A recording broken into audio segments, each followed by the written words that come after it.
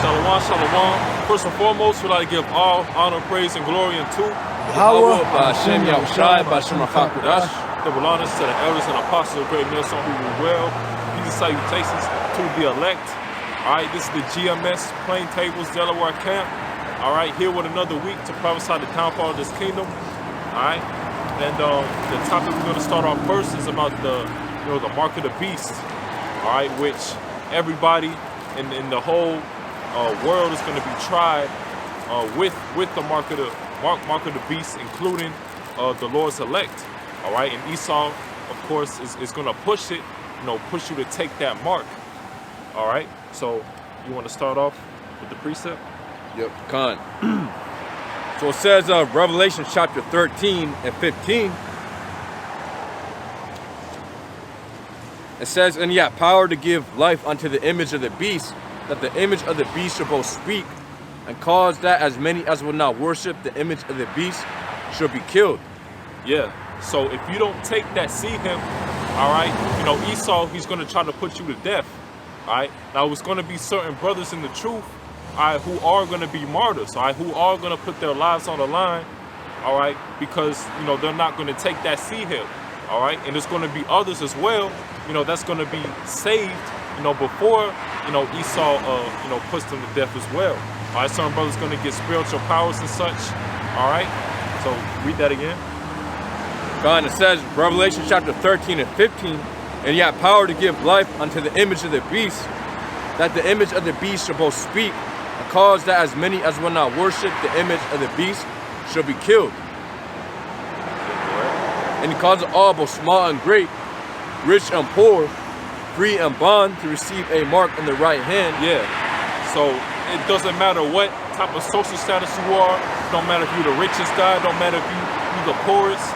All right, it doesn't matter how much power you think you might have. All right, Esau is going to make everybody try and take that seed, all right, and it's going to be mandatory. All right, so read that again. It says, Revelation chapter 13 and 16, "And he caused all, both small and great, rich and poor, free and bond, to receive a mark in the right hand or in their foreheads." Yeah, the right hand or in their foreheads, all right? Now, Esau, his main place he's going to try to put that C-hip is, of course, going to be in your hand, all right? Which that C-hip is the size of a grain of rice, all right? And, he's going to put it in your right hand. You might, you got Esau doing the human experimentation of the brain C-hip as well. All right, so that's what Esau is going to use to gain total control, over the earth. Okay, you got something? Yeah, and I got that word for a mark within the Greek. The Greek word for mark is pragma, which means a stamp and a printed mark of the mark stamped on the forehead or the right hand as a badge of the followers of the Antichrist. Yeah, imprinted. So it's going to be an incision. All right, it's not something like sin. All right, it's not Christianity. It's not the white woman. All right, it's a physical mark that Esau is going to make you implant under your skin, man. All right, and Esau's going to do this to track you. All right, if you to basically put you under his will, to play like he's the Most High. All right, and that's Esau's ultimate goal. All right, but Esau, he's only going to get to a certain point. Now it will be certain people who's going to take that MOTB. All right, but ultimately Esau, he's not gonna his full plans, it's not gonna come to naught. Why? Because we're gonna have Yahushua come back and foil all of his plans. All right, Yahushua is gonna come back in so-called UFOs, which is also the chariots of the Bible. All right, another way you may see it in the Bible is it'll be described as clouds or a white horse. All right, and that's the way that the prophets described it, because they couldn't fully understand what they was looking at during that specific time. They had to pretty much describe it the best way they could possibly. All right, so go ahead. Yeah, and I was about to say, that was the prophets used the ancient terms, the best ancient terms they had at the time. Obviously they're not going to say, oh, the RFID implant. Why? Because those terms didn't exist back then. And anyways, the Lord has it where all this stuff is being revealed in this time. Well, the prophets are breaking down the word, and in these final days. Yeah. So to read on the Greek word for kragma, the definition, it says a scratch or etching stamped as a badge of servitude. Stamped as a badge of servitude. So basically, if you take this RFID chip, all right, there's no way you can go back to that. That's you approving of Esau, saying that Esau is your power, that Esau is your God, all right, and you're gonna worship this beast system, all right. There's no going back from it. As soon as you take that C-hip, that implant, man, you're done.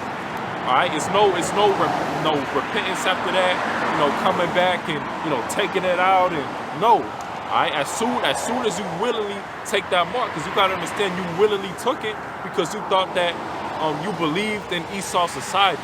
All right, you believe in, if you worship Esau, if you take this RFID C-hip, all right, that Esau will provide for you food, water, will protect your family, all right, wouldn't put you to death, all right. But on the other side of things, you got the prophets, all right, and the elect, all right, the 1/3 who's putting their faith on the right side, all right, which is Yahweh Bahashim Yahushai, all right. That's the true name of the Lord and His only begotten Son, all right. So go ahead. It also says, for the definition, the mark branded upon horses. And really, what Esau basically, likes to put a lot of implants within dogs, within animals, right? So that they're easily trackable. So how does that look for you, human being receiving a mark? Basically the elites, the government mandated that you got to get the same thing that they literally put in dogs and horses and animals. Yeah. That goes to show you that they look at the people as as cattle. The elites look at the common person, the consumer, as cattle. Yeah, that's what they've done when Jake was in chattel slavery as well. Put the brands on you. All right, so wherever you go, you can be tracked. They know who your owner is, who your so-called owner, who you so-called belong to and such. All right, but this is going to be the ultimate form, man, because Esau, whenever you put that implant inside of you, no matter where you go, he can track you. All right, and not only that, but he can also put you to death as well. All right, if you going off or whatever, we can find you. He can put you. I don't know. He'll put you in. He'll put you to death, man. All right, and we're trying to warn you against it. You got people who scoff and don't believe it. They don't believe in the mark of the beast. They'll believe in that there is a mark in the beast. All right, but it's not. But they don't put it into the right definition. All right, they'll say it's something different. They'll say it's sin. They'll say it's the white woman. They'll say it's Christianity. All right, they'll say it's a spiritual mark. When if you go back to the Greek and you look up the correct definition of it, it's the complete opposite. It's a physical marker, a scratching, an etching, man, an implant, an incision, man.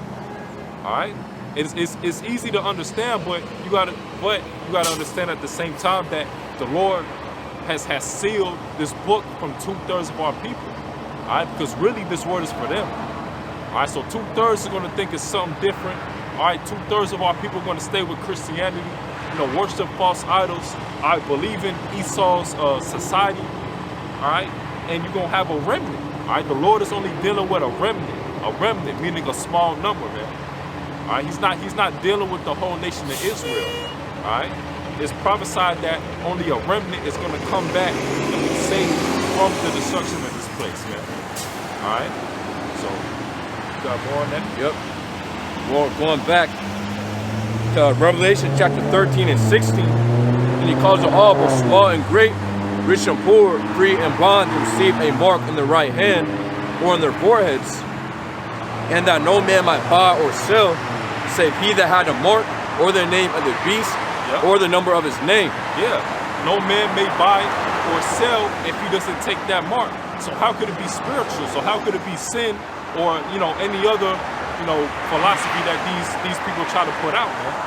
All right, how can you buy or sell with sin? How can you buy or sell with Christianity? all right, with a philosophy, all right? It's got to be something physical, something that you need to present to Esau in order to buy or in order to sell, all right? It's no way of going around that, man. And these people, you know, they'll come in and try to, you know, go around it, you know, skip that precept, all right, skip that scripture, you know, butcher the breakdowns. All right, why? Because, you know, you got a lot of these guys too, a lot of these leaders of these different Israelite camps, you know, they sold out as well. They taking the bag as well. All right, they have a 501c3 covenants with Esau as well. All right, you know, they do it to gather the world's attention rather than gather the elect's attention. All right. Here specifically at GMS, we preach that, you know, we're not dealing with the unity doctrine. All right, we dealing with only the elect, man, because only the elect is going to be the ones that's taking this serious. Only the elect is the ones that the Lord is going to choose to be saved. All right, that the Lord is going to put the Spirit on. All right, to believe in the law, statutes, and commandments, to believe in the scriptures, and do it to the best of their ability, apply it to their lives to the best of their ability, man. All right. Done. It says, Revelation chapter 13 and 18, here is wisdom, let him that hath understanding count the number of the beast, for it is the number of a man, and his number is 666. Go ahead. Yeah, that was it. No, that was it. Yeah, But yeah, it goes into that number, 666, which amounts to 666, and we already know that's the number that Esau loves to put, you know, basically to use within these various, or many, you know, company logos within these various movies and just wherever, man. He be putting that 666 number everywhere. But you even got the, what is it?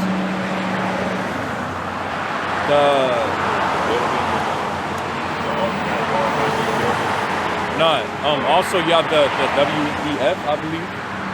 Within our logo, they literally have, you know, the numbering. If you look closely. And that's how it is with a lot of these major companies and you know, things like that. You know, the logos always have some sort of you know, 666 or some sort of demonic reference inside of it, you know, hidden inside of it.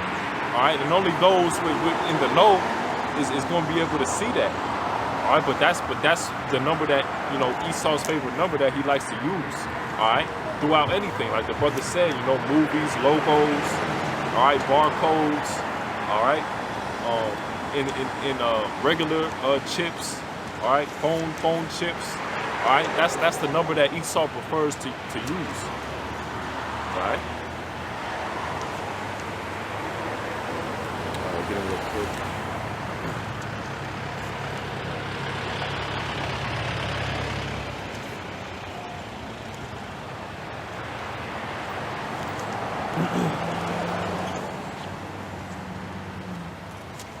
This is Romans chapter 11 and 3. It says, Lord, they have killed thy prophets and dig down thy altars.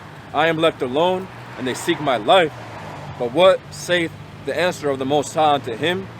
I have reserved to myself 7,000 men who have not bowed the knee to the image of Baal. Yeah, and today, you know, that represents the elect, all right, because they're not going to bow down to that beast image, man. All right, they're not going to take the RFID hip, all right? And the Lord, you know, the Lord is going to put everybody through that hour of temptation, all right?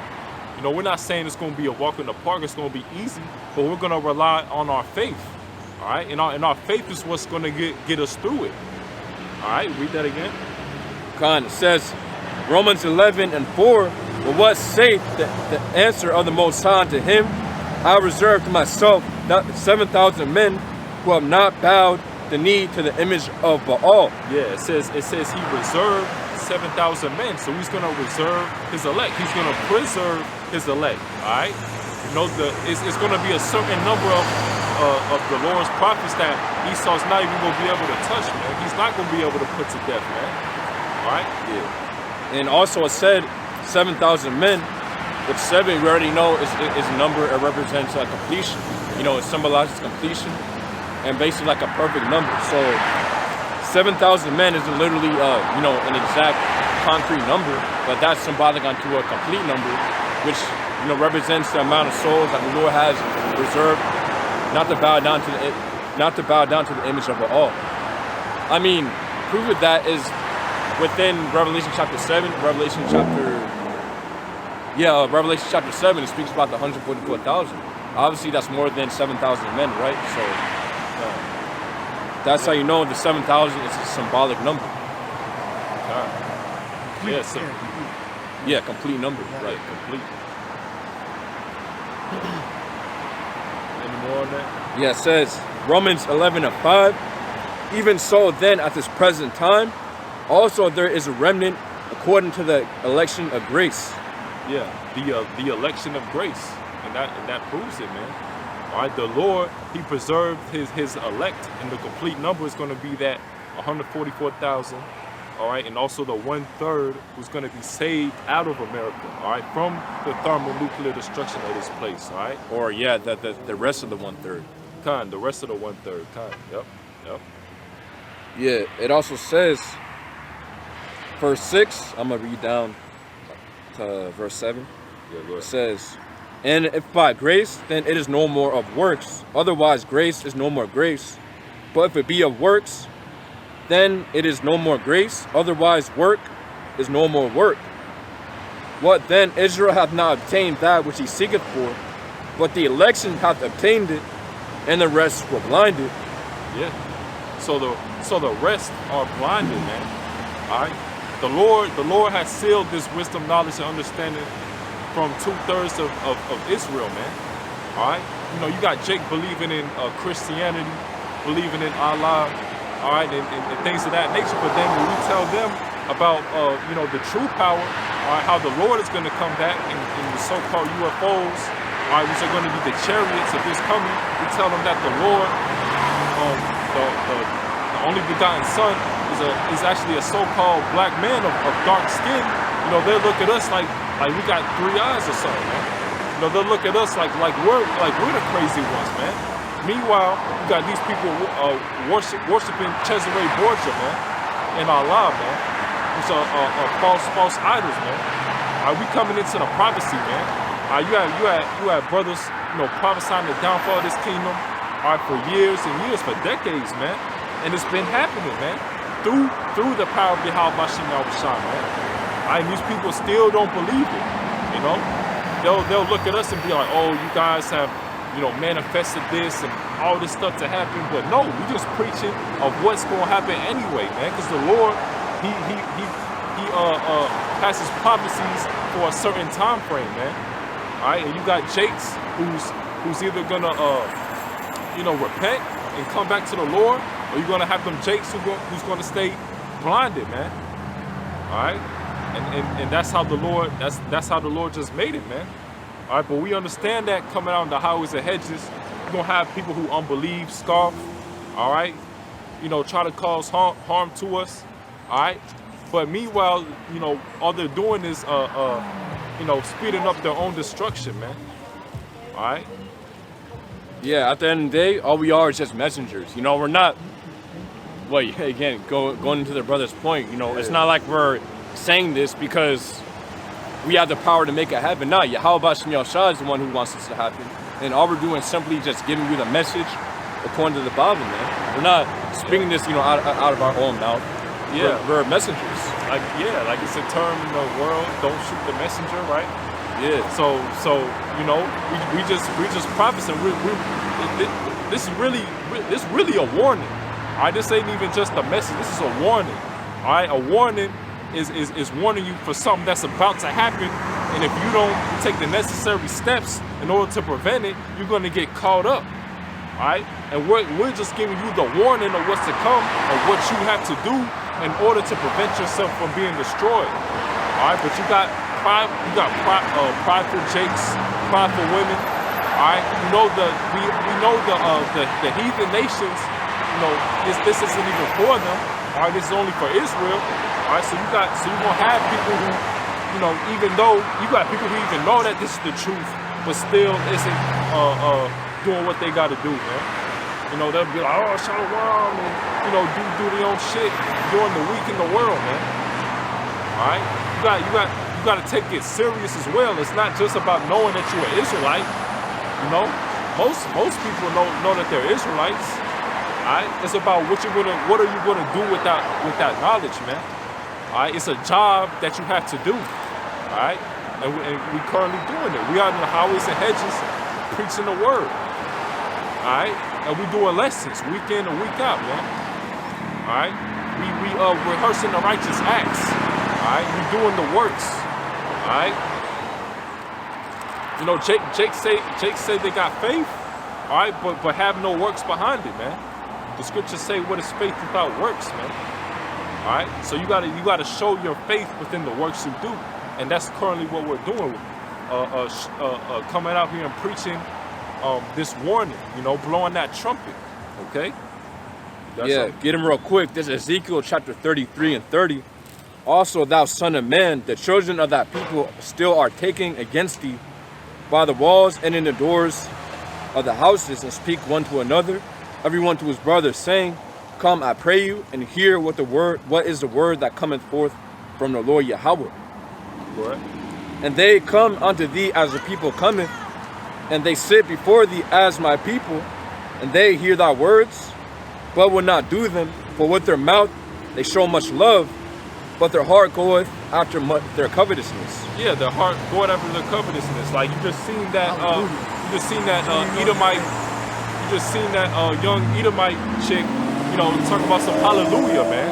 All right, even though you know she's probably not an Israelite. You know, hey, that was spiritual too, because she coming here, you know, acting like we were preaching that good song, you know, even though she was scoffing, all right, and still, you know, Jake is the same thing with Jake's too, you know, driving to their own destruction. All right, here we are, you know, we doing a serious act.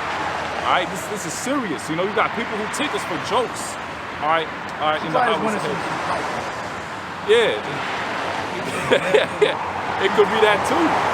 You know, you got a lot of Edomite women, you know, they love Jakes. You know, they love Jakes. All right? You know, they have that saying in the world, once you go black, you never go back. With you know, that mainly talk about Edomite women, you know, messing with Jakes. They have the different tribes. Yep. Like that, so that's what You dropped something, man. like that. But yeah, you know, and that's how it be too. All right. So read that again. Read that concept again. Ezekiel chapter 33 and 1. And they come unto thee as the people cometh, and they sit before thee as my people, and they hear thy words, but they will do them not. For with their mouth they show much love, but their heart goeth after their covetousness. Yeah, so their heart show much love. Like you know, you always got people coming up to the camp. Oh, you the Israelites, shalom, and this and that. You know, what you guys doing here? Oh man, I've been looking for you guys for all this time and this and that. And then you never see their ass again, man. Yeah, you know, you got some guys that they're, you know, basically yes men. They come up there, oh yeah, come, like in that spirit. Basically, you know, they're just giving what praises. Oh, you know, these guys are doing the work of the Lord. What they're saying is good, but they go back home into being the same exact person. Yeah. And you know, basically forgetting what they just heard. Not to mention in these other camps, man. You got a lot of damn zombies, man. Like a guy, like you got a guy who's speaking. You know, he not even done making his point, and you like right. Which it ain't, you know, really nothing wrong with that. But it's the mindset. You mindlessly just, you know, doing whatever. You're not even listening to what he's saying. Or you just standing there, man. All right. And one thing about GMS, man, you know, every brother, when we here, we all got a job to do. You know, no one's here just standing mindlessly, you know, doing nothing, man. Yeah. I was gonna say, Elder Apostle Har himself said that every brother that comes into the truth needs to become a teacher. You know, or every brother that comes to the camp, hey, you know, and really comes in the truth, hey, you should all be seeking to become teachers, man. Well, he's constantly pushing. You shouldn't just be coming out here just, you know, the hold the sign for years, you know, and then basically the same spot. Nah, eventually you gotta grow into a teacher. That's what it is, man. You got people who's you know, too nervous to speak. You know, don't think that they're qualified to do it or whatever. Well, you still gotta try, man. Yeah, which at the end of the day, man, that's every brother, man. Every brother who came into the truth, and you know, I already knew that they had to become teachers, man. Hey, that was all the mindset that we had, man. But what we had to fight sin, we had to pray to Yahweh Shemi-Al-Shad, we had to fast, we had to endure, and eventually, you know, the Lord, He's gonna work with you. Yeah, like I remember me personally, like when I was in school and stuff. You know, I would always be like real nervous when it came to presenting, you know, towards the class, and you know, I might be jumbled up on my words and things like that.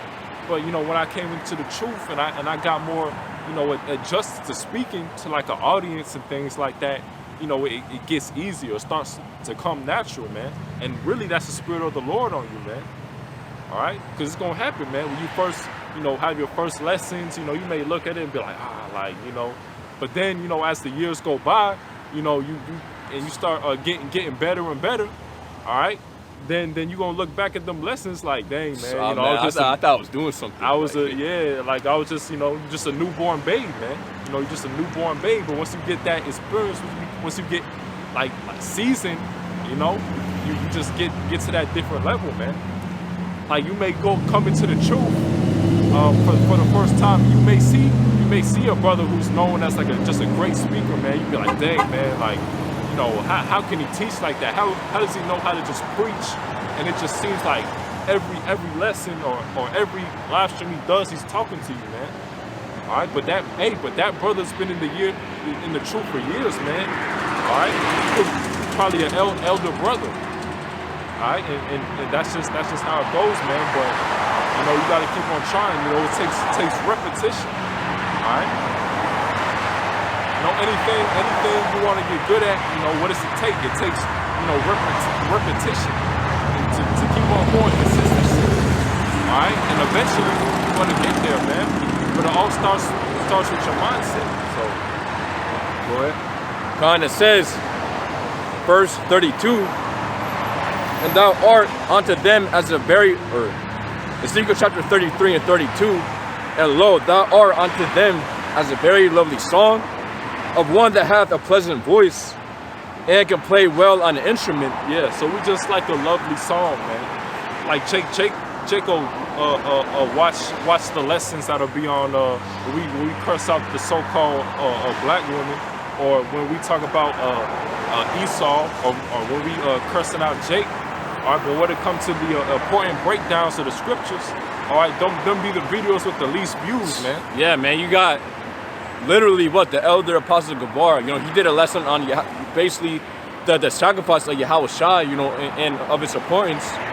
And then next video, he made a video about, you know, basically him getting on the so-called black woman, right? And then that video got 3 times as much as views than the video about Yahweh Shai, man.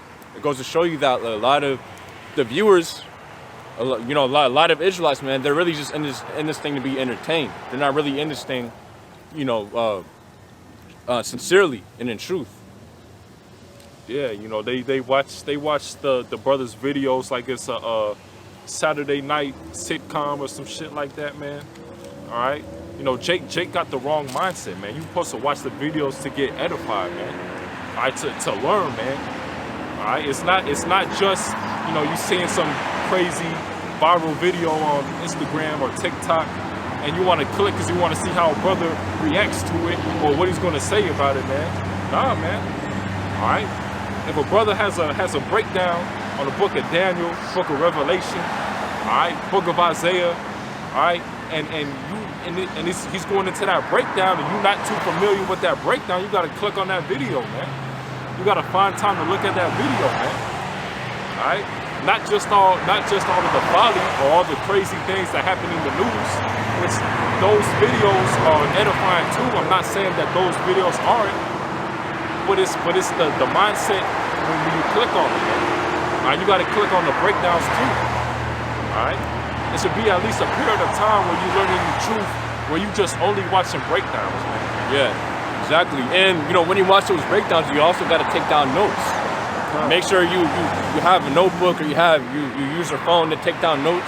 You know, because you can't just watch the entire breakdown. Hey, so it's a lot of stuff coming out, and if you don't know anything down, then you're easily gonna forget a lot of you know, basically what it was saying, you know, within the breakdown. Yeah. You might have to watch it 2-3 times until you finally get it, man. Right. You know, because sometimes, you know, you might have to watch multiple different videos on the same breakdown, because maybe a brother will get a little bit more in depth on a certain thing, you know, you might not have been topic you might not have been familiar with. All right, so it can go like that too. All right, not just about the videos brothers do rebuking on people, you know, just doing folly, man. All right, so. It says, Ezekiel chapter 33 and 32, and lo, thou art unto them as a very lovely song, of one that hath a pleasant voice. 37. Gone. It says, and can play well on the instrument, for they hear thy words, but they do them not. Yeah, so they hear thy words, but they do them not. All right, and that's how it be. You know, Jake drive by Shalom, oh, young kings, young warriors, all this and that. All right. You know, Jake can say all that. You know, you got black and mild in his mouth. You know, lips black, man, driving down. All right, never come by the camp, never trying to get right. Always tarrying. Oh, brother, I can't go this week, brother. All right, you got Jakes like that, and that certain type of mindset, man. All right, and but you know that Jake, he just ain't part of the elect. All right, so. He's just a 2/3. Alright? So Ezekiel chapter 33 and 33, and when this cometh to pass, lo, it will come, then shall they know that a prophet hath been among them. Yeah, and lo, it will come. Right? We was talking about the prophecies earlier, man. These prophecies are coming to pass, man. Yeah. And sooner than later, these people are gonna know that, you know, the people out here that was doing what we was doing, man. Alright, we was right. All right, that Edomite chick going past saying, hallelujah, man, she gonna be looking for us, man. She gonna remember that we was out here on the highways and hedges, man. All right? But because when all hell break loose, we know about Isaiah 4:1. All right? It's not gonna just be Israelites, it's gonna be the heathens as well. All right?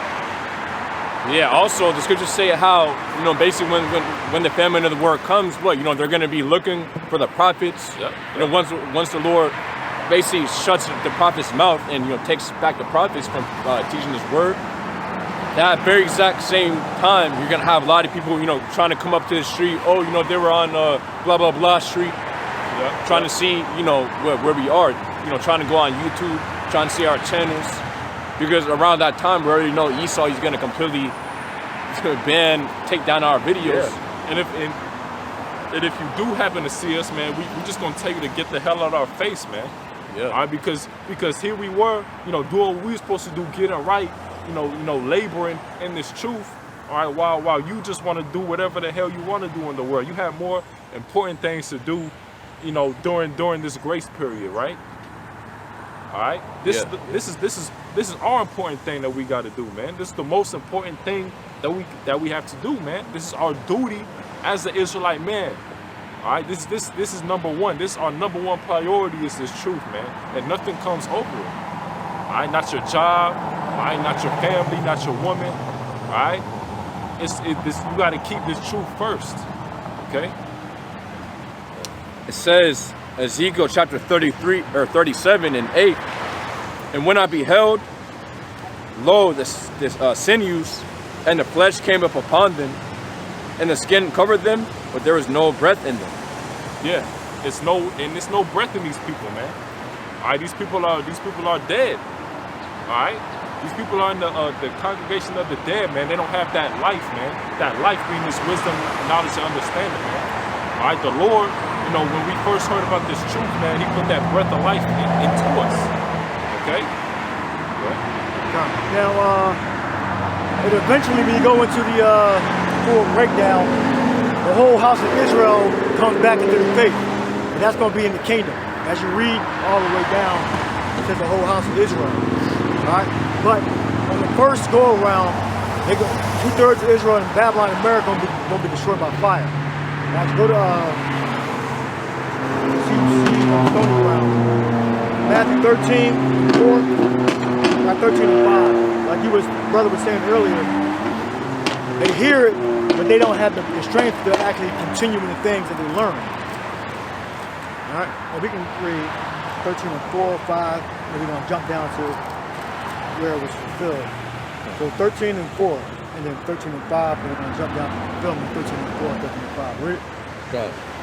It says, Matthew chapter 13:4, and when he sowed, some seeds fell by the way, or maybe 3. No, go for it. 4, okay. That's fine. It says, and when he sowed, some seeds fell by the wayside, and the fowls came and devoured them up. Right there. All right, read it again. It says, Matthew chapter 13:4, and when he sowed, some seeds fell by the wayside, and the fowls came and devoured them up. All right. So go to 19th verse. It says, Matthew chapter 13:19, and when anyone heareth the word of the kingdom and understandeth not, or understandeth it not, then cometh the wicked one and catcheth away that which was sown in his heart. Go back. Yeah, go ahead. Read. It said, this is he which receives seed by the wayside. All right, go back to the first verse. Matthew chapter 13:4, and when he sowed, some seeds fell by the wayside, and the fowls came and devoured them up. Go to 19. 19, it says, when anyone heareth the word of the kingdom and understandeth it not, then cometh the wicked one and catcheth away that which was sown in his heart. This is he which receives seed by the wayside. Right, so you get preached the word, and then basically examples of that is you got Israelites that are involved in learning everything about every religion. You'll see a clip like you were saying earlier about ancient African kingdoms, aliens, hidden civilizations, all types of different information. Some of it's true, some of it's not true, but they're more consumed with that than them receiving the seed that you gave them. You know, like I got brothers that got Bibles, a copy of Babylon and Timbuktu talks about the Israelites fleeing into West Africa, but yet they're involved in other things. Read that verse again. Matthew chapter 13:19, when anyone heareth the word of the kingdom and understandeth it not, then cometh the wicked one and catcheth away that which was sown in his heart. Look up understanding. Understand. Right? Well, when you understand something, you accept it and continue with it. But if you don't understand, you're going to keep looking for other options. All right, and that's what Jake did, to keep looking for other options. All right, understand? It's the Greek word soni or sun-i-emi, which means to set or bring together, or says to put as a word the perception with the thing perceived, to set or join together in the mind. It says idiom for to set or join together in the mind. Right? So if you have your thoughts collected into, this is the way to go. Jimmy, that teacher should not be removed to the corner anymore. All right? So read that last definition is right. Gone. It says to set or join together in the mind. Set or join together in the mind. That's important because 2/3 of Israel don't have their thoughts collected. They're all over the place. To set or join together in the mind. So as soon as you put everything together, as soon as you stable, okay? A double-minded man is unstable in all his ways. As soon as you stable, then you can move forward. But if you're constantly between different positions, like Israelites back in the time of Elijah. So how long can you be between two decisions, either Yahweh or Baal? All right, then Elijah did the miracle, and then they believed him. All right, but the prophets of Baal didn't do the miracle. As it's written, thy people shall be willing and dead thy power. All right, so when the prophets receive the power, then a lot of the elect are going to believe. All the elect are going to believe, that are of the elect. All right, but if you're not of the elect, you're not going to believe. All right? got the that precept real quick. Read that. This is the book of Isaiah, chapter 30 and 20. It say, and though the Lord give you the bread of adversity and the water of affliction, yet shall not thy teachers be removed into a corner anymore, but thine eyes shall see thy teachers. But thy eyes shall see thy teachers. Okay, go continue. Yep. Verse 21, it says, and thine ears shall hear a word behind thee, saying, this is the way, walk ye in it, when ye turn to the right hand and when ye turn to the left. Yeah, you go to different doctrines. You know, you keep going left and right, but the scripture said the prophets are going to be there telling you what the truth is. But they ain't going to get it. Do it say that or no? No. No, okay, well you go to Isaiah 28. But the word was unto them, precept upon precept, line upon line, that they might fall back and be broken. All right? So the word is there. So you totter between different opinions and different doctrines, different sciences and all that, you ain't gonna get nowhere. All right, you're gonna keep tottering. And then you might land onto Egyptology, you might land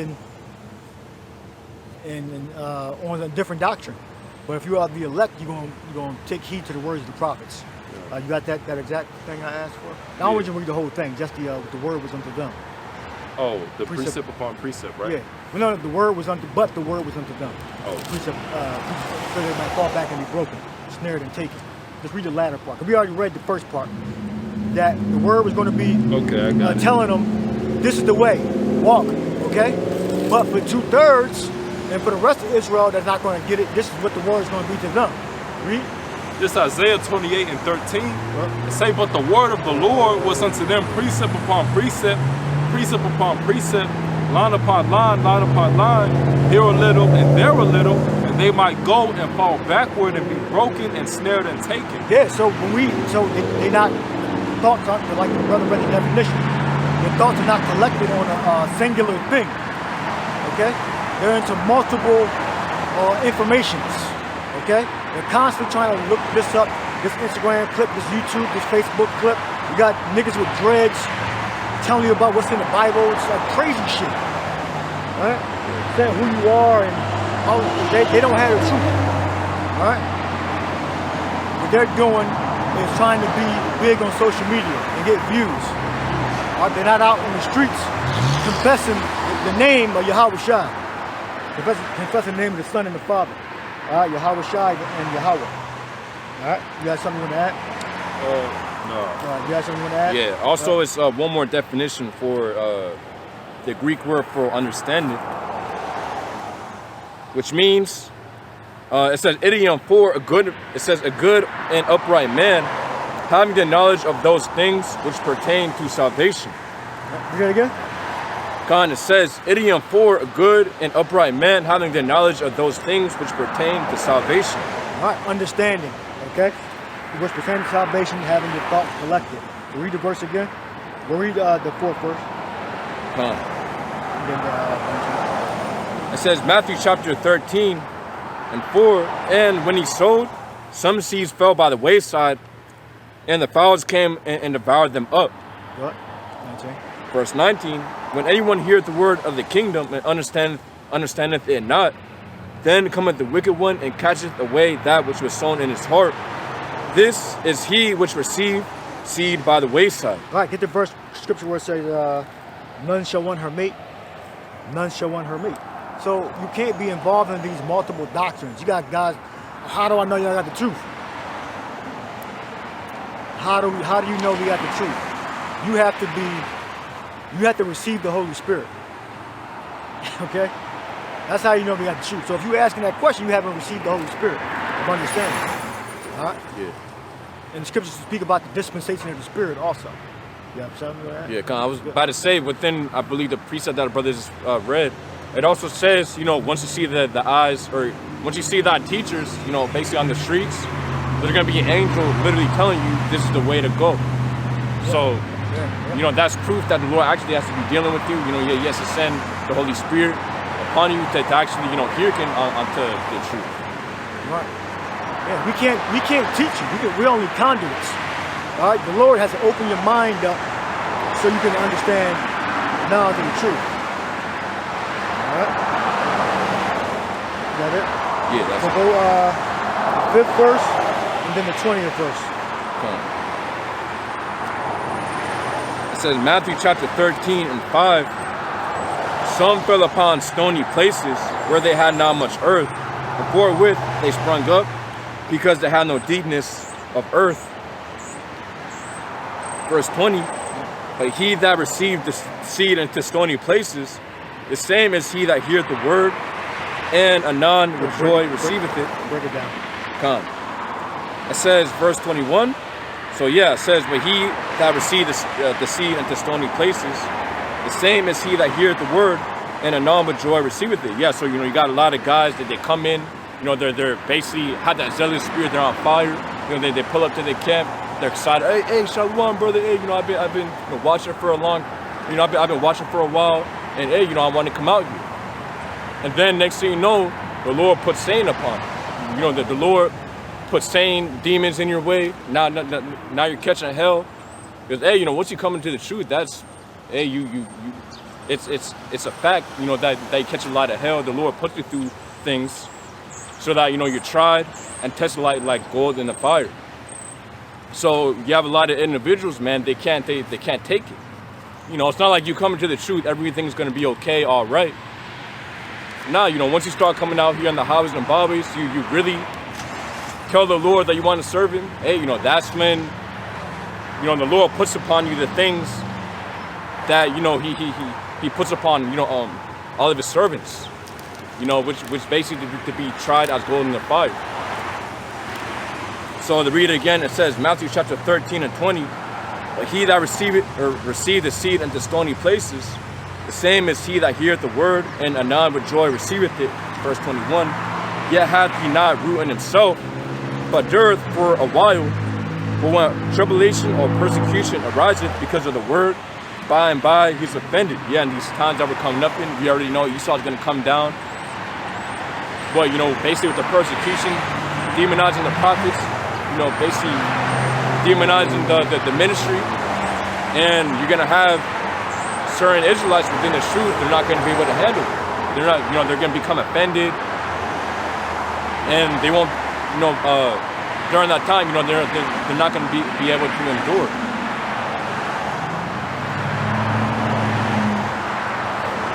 Give me a Luke. What did I tell you to get? Isaiah 34:16. Did you read that? Read it. This is Isaiah 34:16. It says, "Seek ye out of the book of the Lord and read. No one of these shall fail. None shall want her mate.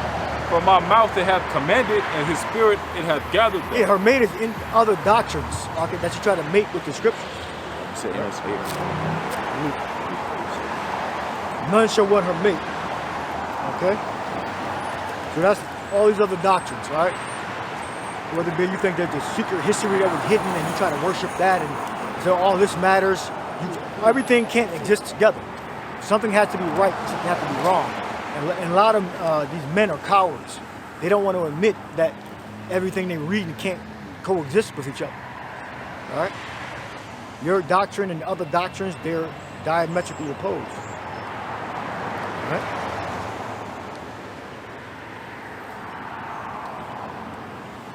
All right,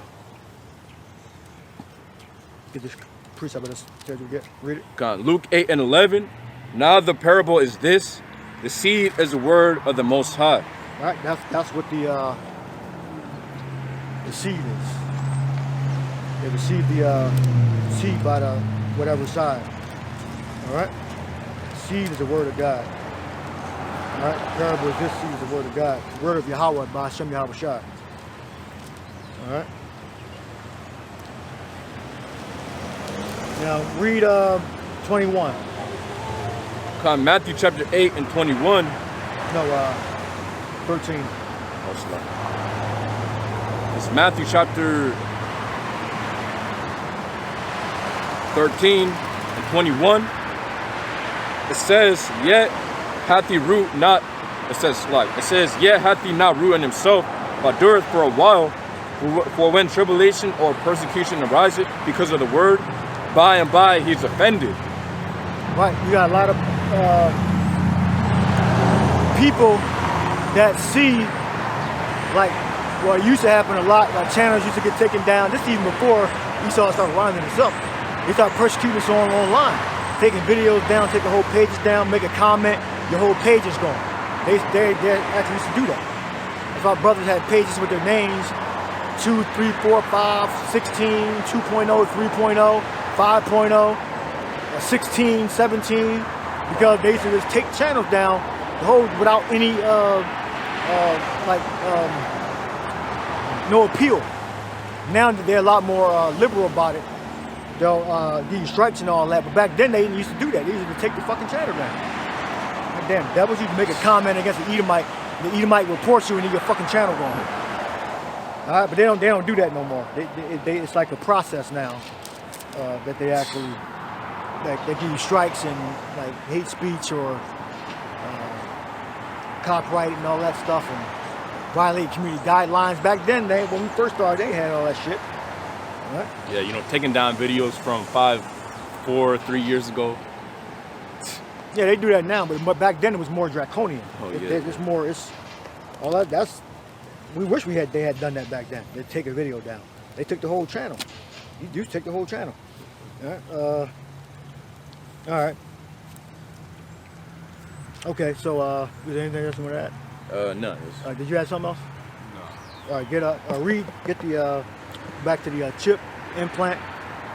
So, who was speaking? I was speaking. You were speaking? All right. So you read where the bookmark is.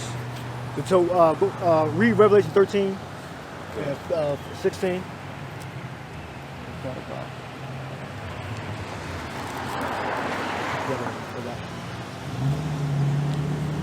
So Revelation 13 and 16. It says, and he causes all, both small and great, rich and poor, free and bond, to receive a mark in their right hand or in their foreheads, and that no man might buy or sell, save that he had the mark, or the name of the beast, or the number of his name. Yes, that's Esau's former control, like the brothers were saying earlier. He wants to control you. It's all about you controlling the money system, resources, your work production. Meaning Esau don't want no cash so he can get all the money for taxes. He's going to control the whole system completely. All right, so you look at the word mark. All right, it goes to charagma and it goes back to charex. All right, charex is like a brand. All right, so is charagma. And charex is like a brand. And back during the time of Ptolemy and Antiochus, all right, you had, I believe, the third book of the Maccabees is referring to Ptolemy.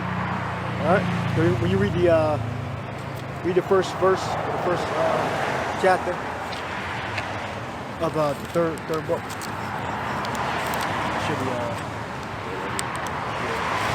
talk about Ptolemy Philopator, I think.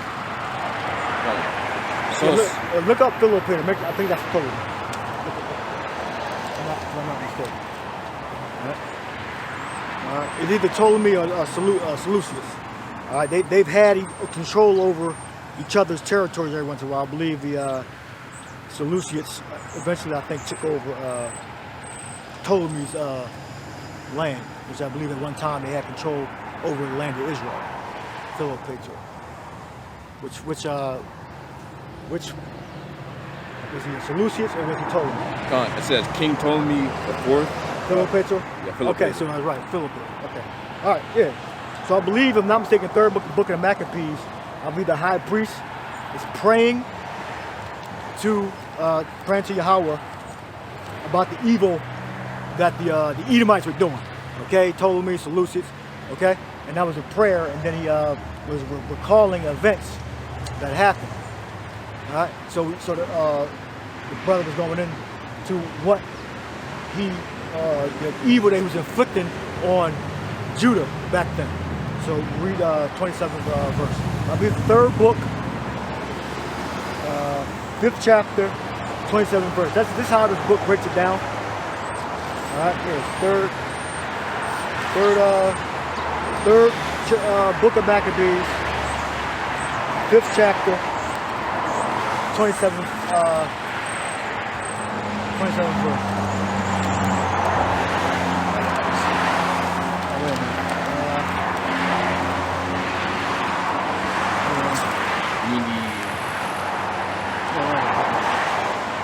Third chapter. Third book of Maccabees, second chapter, 27th verse. Now this is the, see, Brenton, show the camera. No, the back. There's the Bible first.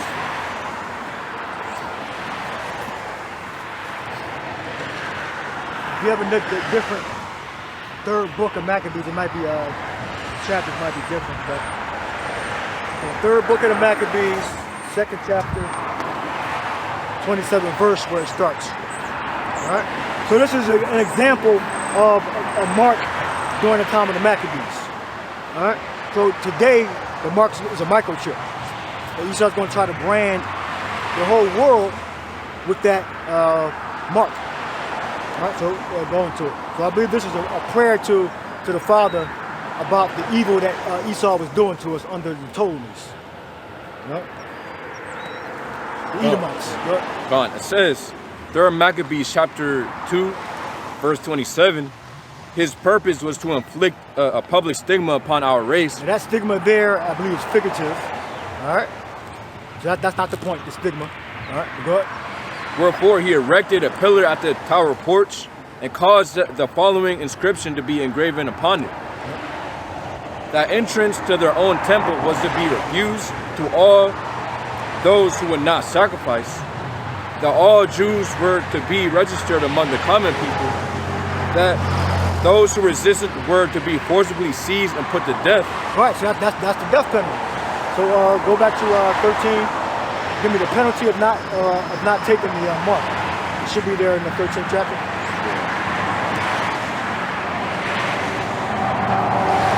This is Revelation 13 and 15.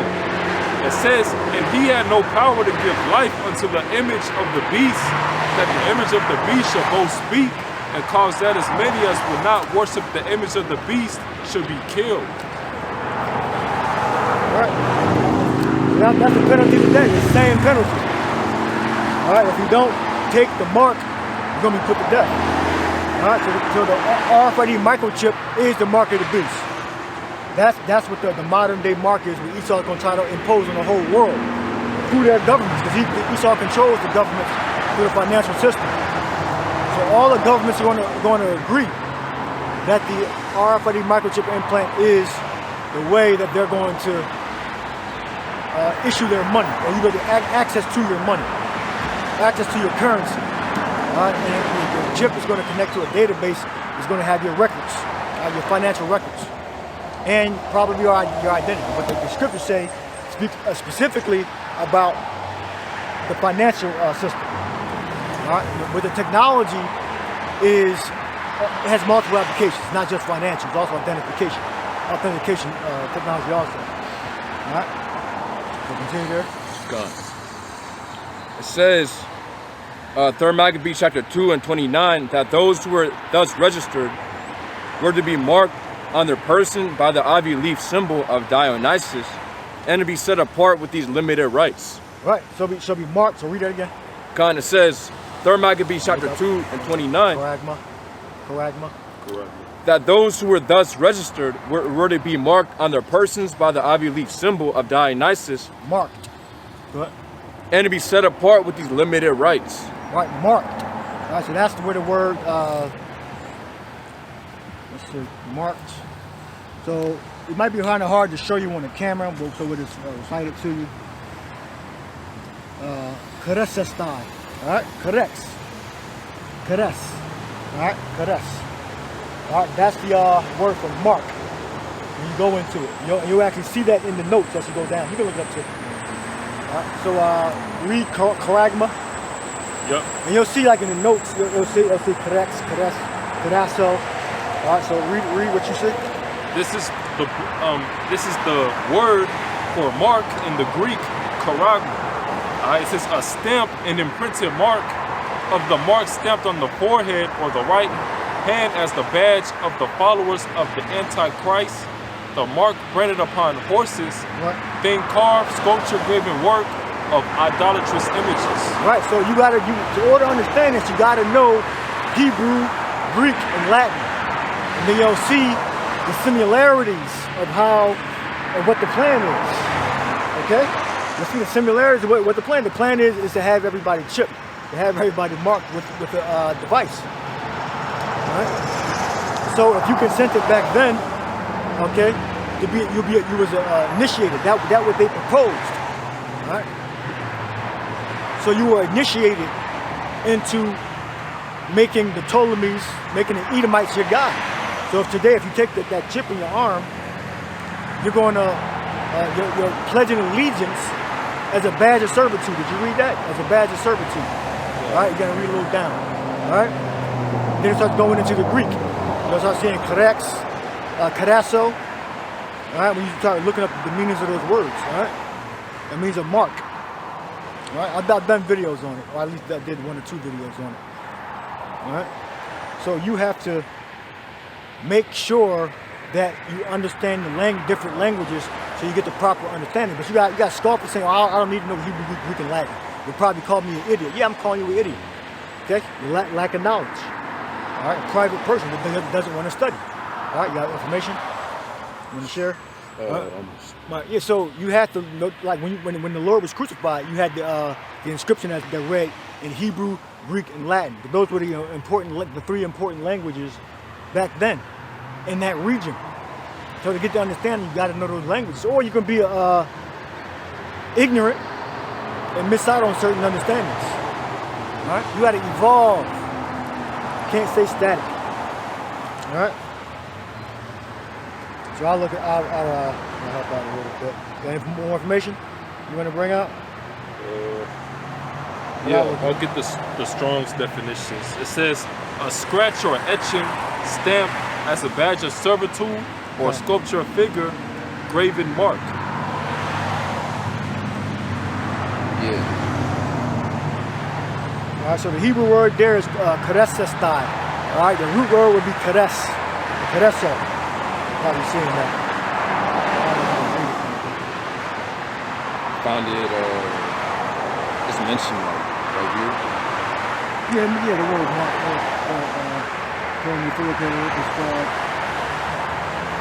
Yeah, there you go. Read it. Come. It says, and once more in 3rd Maccabees chapter 2 and 29, Ptolemy Philopator is described as compelling the Jews to be branded with the ivy leaf of Dionysus as a mark of identity. Yeah, as a mark of identity. As a mark of identity. All right. So go to the blue letter. So that was Ptolemy Philopator. I think be the loving father, love your father. Probably had sex with his father. Philo is love, and Petor is father. Yeah, freakism. Yeah. So go into the blue letter. The mark. And the mark. Come. I'm going to read something. It should be in the Greek. Koragmatas, Karasso, right there. It's right there. All right, that's to link up with what you just copied. Karasso, right? Yeah, Karasso. No, in here, 29. Karasso. Here. Karasso. Karasastai. That's part of speak plan. But the root word would be a Karasso. Oh wait, did you want me to copy this one or this one? No, Karasso, right? You got the X, A. Oh, okay. Yeah, I copied this one. Oh, no. Karasastai. Alright. Alright. So now go into more of the root word. Go into charagma. And go into comes from kares. Karex. Correct. Alright, for that word correct, the root word, it says a pale or stake, a palisade or rampart. Right. So there's different ways of saying mark, branding. Okay? This is why we know. We believe by the Spirit. Okay? It had to be revealed to us. It wasn't just because it means, actually a mark. It was revealed to us. Brothers have had visions and dreams of this to confirm it. All right? And we could be linking up what we believe with the current events. And then it's confirmed by revelation. All right? The scriptures speak about the dispensation of the Spirit. All right? that, find that dispensation of the Spirit, what precept that is, and then look up dispensation. All right? So what do we got?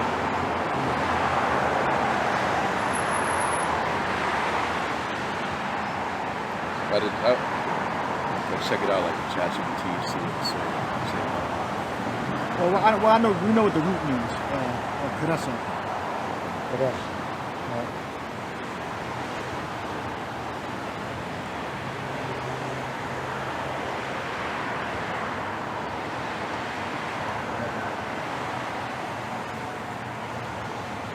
When you find that dispensation of the Spirit.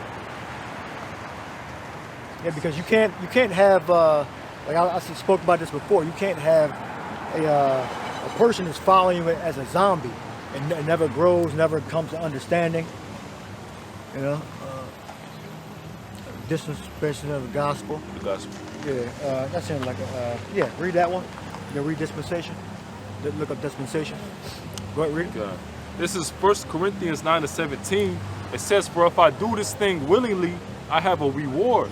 But if against my will, a dispensation of the gospel is committed unto me." Yeah, yeah. To read dispensation. God. I got it. Oh, you got it? It says the Greek word oikonomia. It's like the oikonomia. Nomia. Which means, it says the management of a household or household affairs, especially the management, oversight, administration of others' property. The office of a manager or overseer. Yeah, officer of a manager, officer, manager, they have to know, they have to go deep into they have to know the insides and out of it, you know? Like an engineer knows more about the car than, let's say, a technician. He might not know like how it breaks down over time in accurate conditions, but the engineer knows how the whole thing is put together. So you gotta be an engineer and a technician, all right, when it comes to the scriptures. And you can't just stay on the surface level, you gotta go deeper in. And most people are good with being mediocre. This is why they're never gonna come over on a level. All right? The prophets are engineers and technicians. All right? I'll read another one that says dispensation. Look at precept.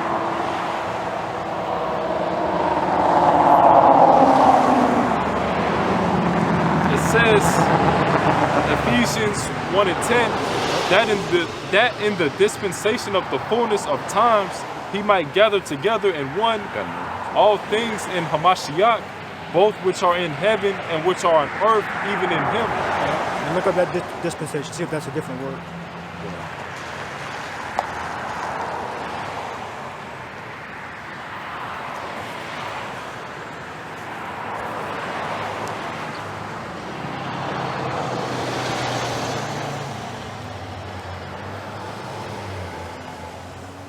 You gotta grow. You can't stay the same. All right. If you're of the elect, you're gonna come up on the level as a dragon. Yeah, I think it's the same. All right, Okonomia. Okinomia. All right. Look up another one. Did you find something else on the? Yeah. All right. Read what you got. It says the office of administrator, entrusted by the Most High, universally administration. This is dispensation, which in a theocratic sense is ascribed to the Most High himself as providing for man's salvation. It says dispensation of the things which the Most High has provided for and prepared salvation, which salvation must be embraced by faith. Read that again, the last part. I mean, the last definition you read. God, it says dispensation of the things by the Most High has provided for and prepared salvation, which salvation must be embraced by faith. Right, so he dispenses us to a certain portion of the Spirit. Okay? You got another dispensation precept? Yeah. All right, read all of them. All right, this is Colossians 1:25. It say, also that 24. It say, who now rejoice in my sufferings for you and fill up that which is behind of the afflictions of Hamashiach in my flesh for his body's sake, which is the church, whereof I am made a minister according to the dispensation of Yahweh, which is given to me for you to fulfill the word of Yahweh. Yep. Now look at that now. Got the root too. You got it? It's the same one. Yes, it's the same word. Same one. Yeah. Okay. Yeah, but get in the root. It says oikonomos, which means it means a steward. That's a high office. Okay. They have the dispensation of the gospel committed to you. Okay. It's not something. See, again, these people, when they say they don't need to learn certain things, that just shows you they're more than likely not going to be elect. You know. Yeah. Yep. It says metaphorically, the apostles and other Christian teachers and bishops and overseers. Goes on to say,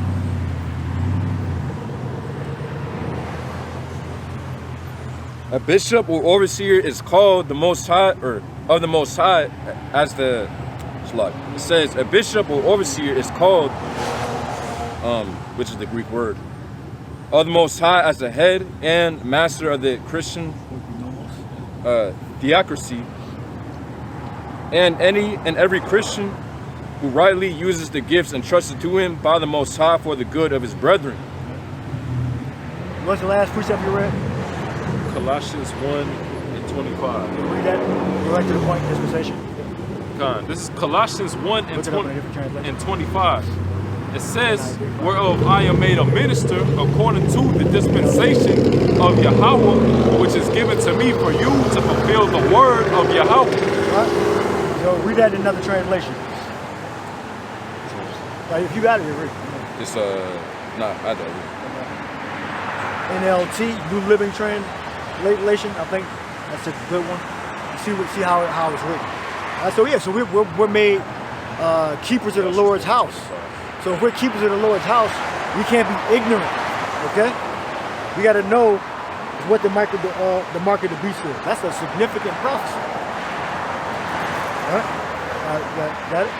Gone. It says Colossians 1:25 in the NLT, the Most High has given me the responsibility of serving his church by proclaiming his entire message to you. Hey. A steward of a household. You know? The thing that's going to build up the household. That person has to know the ins and outs of how to be Israelite, you know? You can't just be a surface. That lazy shit is what the fake Christians do. That's why all of them are ignorant. Right? They're ignorant because they just go to the church and just sit and listen to the pastor speak. And they don't look into the scriptures. They don't study. They're satisfied with just being mediocre. All right?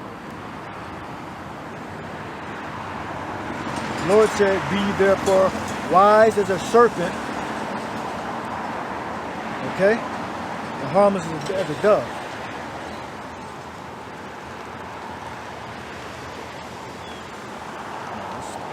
Yeah, I got something real quick. Go read, yeah. It's at Acts 17:10, and the brethren immediately sent away Paul and Silas by night unto Berea, who coming thither went into the synagogue of the Jews.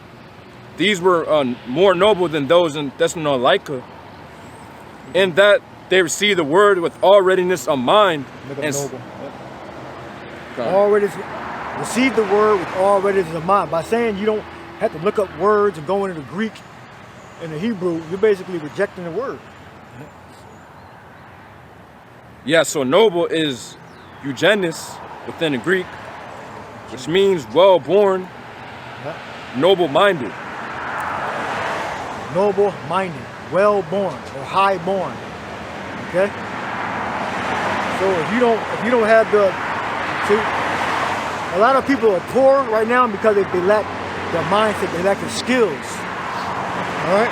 To get themselves out of poverty. All right? Yep. Get in the definition. They're not high-born. But Gone. It says get in the definition for noble in the dictionary. It says having or showing fine personal qualities or high moral principles and ideals. right. You got some people that are just filthy, dirty. You know? You have to be high born, meaning when the scriptures say that we're born again. Okay, once we're born again, we're elevated to a certain status. We step into an office as true Christians, anointed. Christian means anointed. All right? So you come up on a higher level than what you were before in the world as a heathen, as dirty, filthy. All right? And we're coming back to our biblical, our true nationality with the knowledge.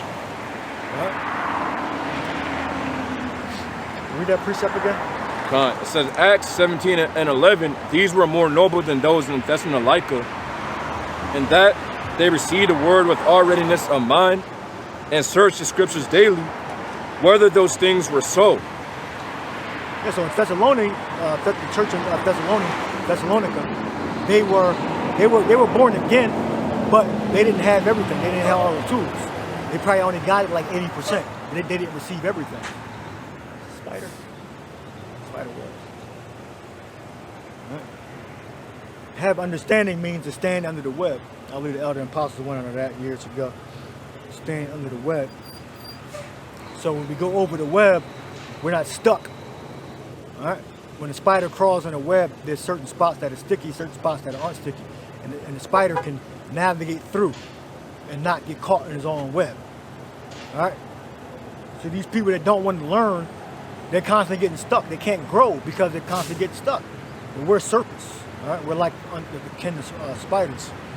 All right. All right. We can move forward and not get stuck. We can absorb the information to keep moving forward. All right. Get Matthew 10 and 16. You got more? Yeah, I got another version. It says Acts 17 and 11 in the NIV. Now when the Berean Jews were of more noble character than those in Thessalonica. Noble character, there you go. All about your character, your mindset. All right, if you were born again, so we're all born again with different tools. All right? We were stronger in certain areas. Like Thessalonica church, they were weak in certain areas. And they didn't really want to, they didn't really research as much, search the scriptures as much. All right, as a church in Berea. Berea, they were more so into studying, you know, than Thessalonica. Look. For they received the message, it says, for they received the message with great eagerness and examined the scriptures every day to see if what Paul said was true. All right, go back to the original. You look up whatever word was there for examine. Gone.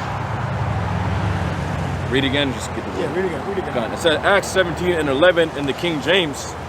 These were more noble than those in Thessalonica, and that they received the word with all readiness of mind, and searched the scriptures daily, whether those things were so. Yep, daily, whether things were so. Is so a word or search?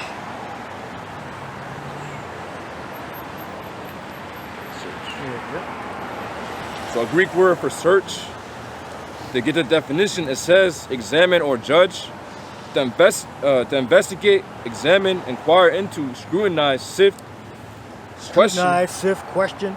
This is why when people question is why we go into the word karaso, karagmatas, different variations, karagma, okay? And they all mean like to write something or to brand something, all right?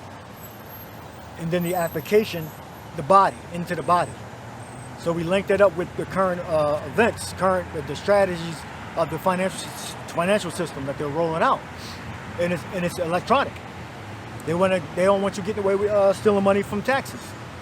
Which taxing that's illegal, but they wrote it into law for like the payroll. All right, but now they want to make sure they get as much money as they can to keep you poor. The electronic system is not to make you better, it's to make you poor and to control you. That's what the new money system is going to be about. So you won't be able to cheat the government on the taxes. All right?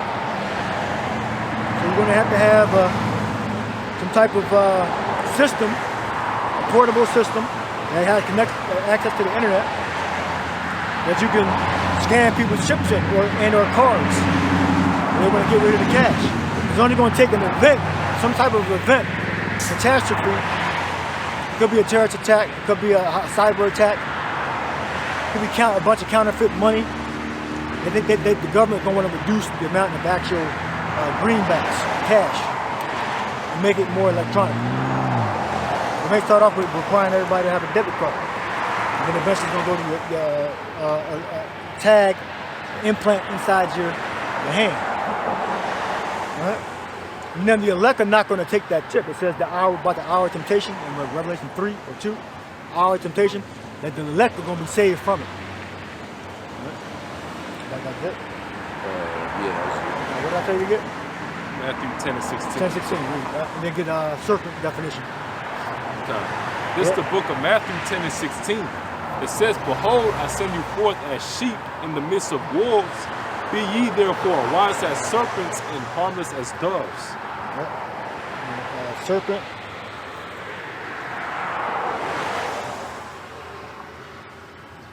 You got to go down to figuratively. That's what it's talking about.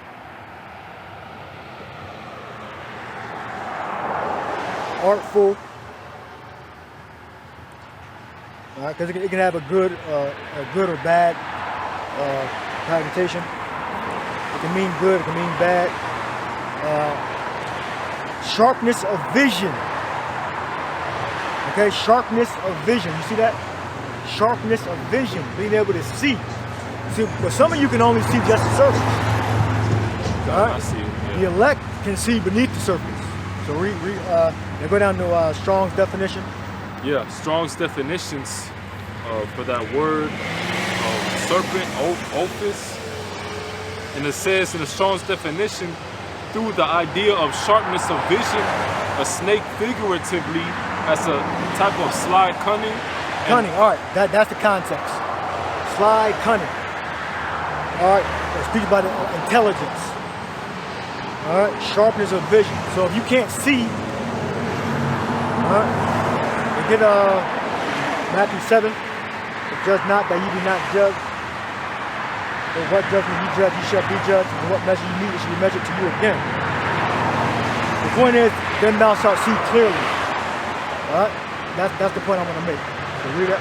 This Matthew 7 and 1 say, "Judge not that ye be not judged. For with what judgment ye judge, ye shall be judged. And with what measure ye meet, it shall be measured to you again. See? And why beholdest thou the mote that is in thy brother's eye?" What that means is, when you judge, be prepared to be judged. When you judge as a righteous judge. Don't judge as someone that's a hypocrite. That's what it's saying. All right, good. It says, "And why beholdest thou the mote that is in thy brother's eye, but considerest not the beam that is in thine own eye? What? Or how wilt thou say to thy brother, Let me pull out the mote out of thine eye, and behold, a beam is in thy own eye? What? Thou hypocrite, first cast out the beam of thine own eye, and then shalt thou see clearly to cast out the mote of thy brother's eye." All right, so you can't judge. All right, that's the point. So casting out the beam, look up, see clearly, see clearly. So casting out the beam will be judging. All right, so because fucking ignorant people don't understand the scriptures, they say, that just means you can't judge. Well, the Lord just fulfilled it. He said he cast the beam out. He said, see clearly, then you can judge. All right. So see clearly, whatever it's a variation of words. Gone. It says the Greek word is yes, all one word. Okay. It says diablepo, which means to look through, penetrate by vision. Penetrate. So you're going beneath what the surface is, which would be the English. Okay, going down beneath the surface, Hebrew, Greek, Latin. Go ahead. To look fixedly, stare straight before one, to see clearly. See clearly. All right, not obscure. All right. Well, the scripture said, John, the first chapter, the people that sat in darkness saw a great light. Get that. John 1. John 1. The light shined in the darkness, but darkness comprehended it not. That's a heavy precept. All right? And that's 2/3 Israel. That's Israel that's scattered around the world that can't see. All right? You gotta be able to see. You gotta have vision. All right, well, it's the precept says there's no vision and people fail, something like that. Find that. There's no vision. You have 1 John, well, not 1 John, the Gospel of John, first chapter. Yep. Yeah. So this is You start from the first verse. yeah. So 1 John 2:1. No. First, the Gospel of John. Oh, Gospel. The Gospel. John, the first chapter. I haven't read it in a while. It should be there. Yeah, it should be there. John, the first chapter. It's the book of John 1:1. 1:1. What? It says, in the beginning Yeah, was the 4. Word, and the Word was with Yahweh, and the Word was Yahweh. The same was in the beginning But the with Word Yahweh. wasn't God. Read it how it says. In the beginning was the Word, and the Word was with God, and the Word was God. Right. The same The Word was is Yahweh Shai. All right. Good. the same. Allahayim. All right. But Yahweh Shai was among the Allahayim. What? Read that again. Yeah. This is John 1:1. It says, in the beginning was the Word, and the Word was with God. The Word was with God. Okay. The Word is Yahweh Shai. The Word was with God. It is Yahweh. Go ahead. And the Word was God. And the Word was God. Yahweh Shai. Okay. Part of the Allahayim. Okay. Go ahead. It says, verse 2, the same was in the beginning with God. All things were made by him, and Right. without him Yahweh Shai. Go ahead. was not anything made that was made. Right. Everything visible and invisible. Okay. Read. It says, in him was life, and the life was the light of men. Yeah. And the light shineth in darkness, and the darkness comprehended it not. Yes. The children of Israel, the ones that didn't accept the Lord. Read that again. It says, and the light shineth in darkness, and the darkness comprehended it not. Yeah, the 2/3 of Israel that didn't receive the word back then. All right? Meaning the part of Israel that rejected the Yahweh Shai and the disciples' teachings. Go ahead. Yep, verse 6, there was a man sent from God whose name was John. The same man came for a witness, to bear witness of light, that all men through him might believe. Right, Yahweh Shai. All right, so you got the prophecy. Proverbs 29 and 18. Where there is no vision, the people perish. But he that keepeth the law, happy is he. Yeah, where there is no vision, the people perish. Yeah. Yeah, I got the. That's a wise saying. That's a proverb. Okay? And it's a prophecy. Because that's what's happening to 2/3 of Israel. They're not, there's light shining in darkness, which is us today. We're preaching the words of Yahweh Shai. All right? So we're telling you about the light. All right? We tell you something in Thessalonians about Satan, too. Thessalonians also. That's that. You say? Yeah, kind of about to say the Hebrew word, getting that Hebrew word for vision. Yeah. It's the Hebrew word Chazaya 1, which means vision, oracle, prophecy, and parentheses, divine communication. Divine communication. See, again, that's heavy. Divine communication. All right? So you got to know the different languages. Otherwise, we would just sound like the damn Catholic Baptist Methodist Church. If we don't look these words up and go deep and then explain things to you and put things together from the past, present, and future, we just sound like the damn churches. All right? Yeah, how will we be able to, differentiate Prove, yeah. between, what is it, Ezekiel 4 and 9 and Revelation chapter 13 and 16? Right. Which, Yeah, wait, exactly. yeah, which Easter, what? you got Easter in there. Yeah. So you celebrate Easter now? Right. Rabbits don't First, like, lay I meant eggs. Rabbits are mammals. It's like I meant Ezekiel 9 and 4. Yeah, so how would you be able to, differentiate between Ezekiel 9 and 4 and Revelation chapter 13 and 16, which both speak about a mark? Ezekiel 9 and 4 speaks about a spiritual mark, which is the Hebrew word tawah, which means a mark from exemption. The mark in Revelation chapter 13 and 16 is referring onto a mark, a physical mark that, Esau will try to put upon literally everybody, but this mark is clearly different from the mark of his exemption that Yahweh Shai will put upon his servants, Right. the elect of the nation of Israel. Okay. And what the scriptures speak about, the judgment that, those who take the mark in Revelation chapter 13, 16 will receive. And it's it tells you about they're going to receive some type of cancer. Right. Also, We look it up. Yeah, in the grievous 14th chapter, grievous sword. So it's context. Other apostles talking about context. All right, you got to know what the context is of the scripture. All right. So in Ezekiel 9 and 4, it was referring to a mark in your mind. It was figurative. The context of the scripture was the actions and the beliefs that the elect Israelites back then held. All right, and the angels could see that. All right. Now, the mark that's going to be put on the world is going to be a physical mark, a mark, the RFID microchip that's going to go into your right hand, all right, or your arms, your hands, anywhere left or right. But the spot that the scripture says is the right hand. Because actually most people are right-handed. Okay, only 10%. I'm left-handed. Only 10% of the world is left-handed. So the most convenient spot, you move your hand, is going to be the right hand. All right. You got something you want to add? Yeah. In that word for sore, well, let's go ahead and read it real quick. It says, Revelation chapter 16 and 2, and the first went and poured out his vial upon the earth, and there fell a noise. It says, and there fell a noisome and grievous sore upon the men which had the mark of the beast, and upon them which worshipped his image. Yeah. You get in the word. Yeah, it don't necessarily mean you're going to die, but I would say, yeah, you could die. All right.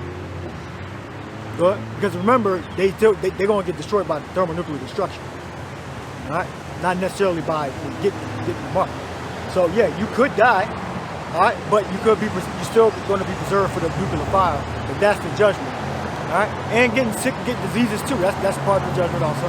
That's when we put that in there. So it says the Greek word for sore is elkos or helkos, which means a wound, especially a wound producing a discharged pus, a sore, and ulcer. Right. Yeah. Also a sore producing pus. So some type of sickness. So a lot of people that get that implant, the Lord's going to curse you with some type of sickness, some type of ulcer. Yeah. All right? But is the Lord going to reserve you for judgment? Well, I should say, however, the Lord's still going to reserve you for nuclear hellfire. All right? But, yeah. I'm about to say, because think about it, this MOTV, this RFID implant, it's foreign, and basically, if you take that thing, man, you're gonna become a beacon. I mean, think about it. Esau already setting up these 5, gen towers. The millimeter wave, which is gonna basically enable him to, power that thing. Yeah, if they perk to a certain power level. Yeah, they can cook you. The reason why it's not cooking us now, like different radio towers, all of them, is because of power level. All right, when you turn the power level to a certain power level, it can actually cook you. That's why how microwaves work, right? And the reason why your food just don't burst in the flames is because they control the power level. Right? And I believe it has to have water in it too. The way it is, it has to have water in it to microwave properly. But it's all about power level, how radio waves work. All right? Yeah. So think about it, man. All that radiation is going to be able to pass through your body. It's going to connect to that thing. And all that radiation is going to flow through your body, man. So what's that going to produce? That's going to produce cancer. Yeah. Why you think when you go to clown radio towers, it says, I had a picture of it. I don't know what happened. It will say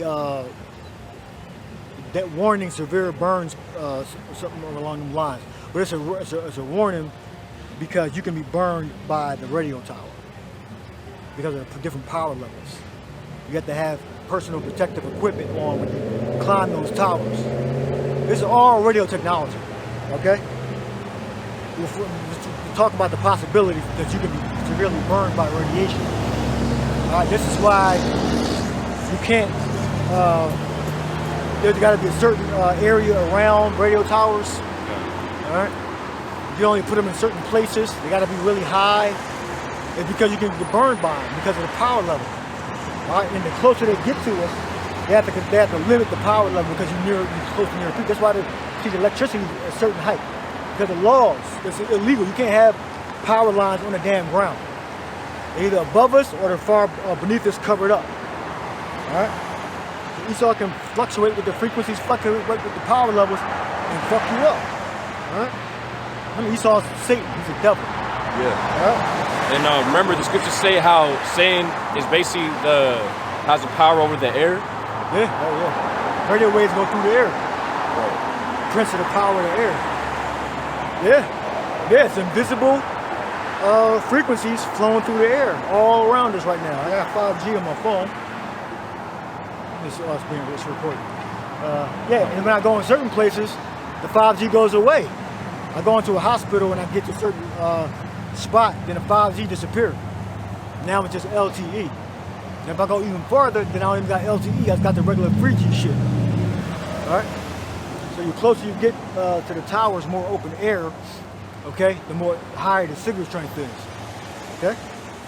Oh yeah. And then whether you get 5G, 4G, LTE, or 3G. All right. So, and the point is, those frequencies flow through the air.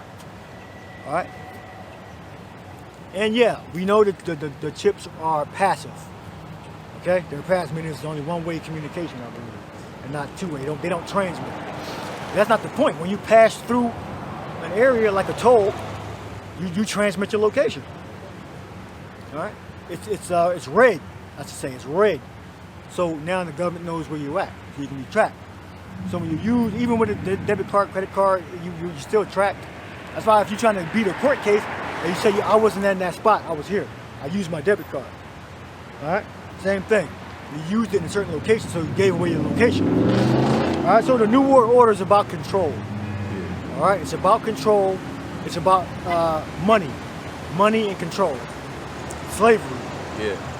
All right, just like a nigga, when he was in slavery, our ancestors, they didn't understand, they couldn't comprehend freedom. They couldn't comprehend reading and writing. Okay, they couldn't comprehend you were in a bad condition. It was just business as usual. So stupid people, idiots, they actually believe the condition that we're in is normal. All right, they are akin to niggas. All right, the nigger didn't understand that he was in captivity, that he was basically a dog. All right, less than the supervisor, the massa, which means oppressor. Okay, that's Hebrew. Judah called him massa, all right, which means oppressor. So the oppressor had the children of Israel in slavery in deplorable conditions, in indecent conditions in the mind of the slave.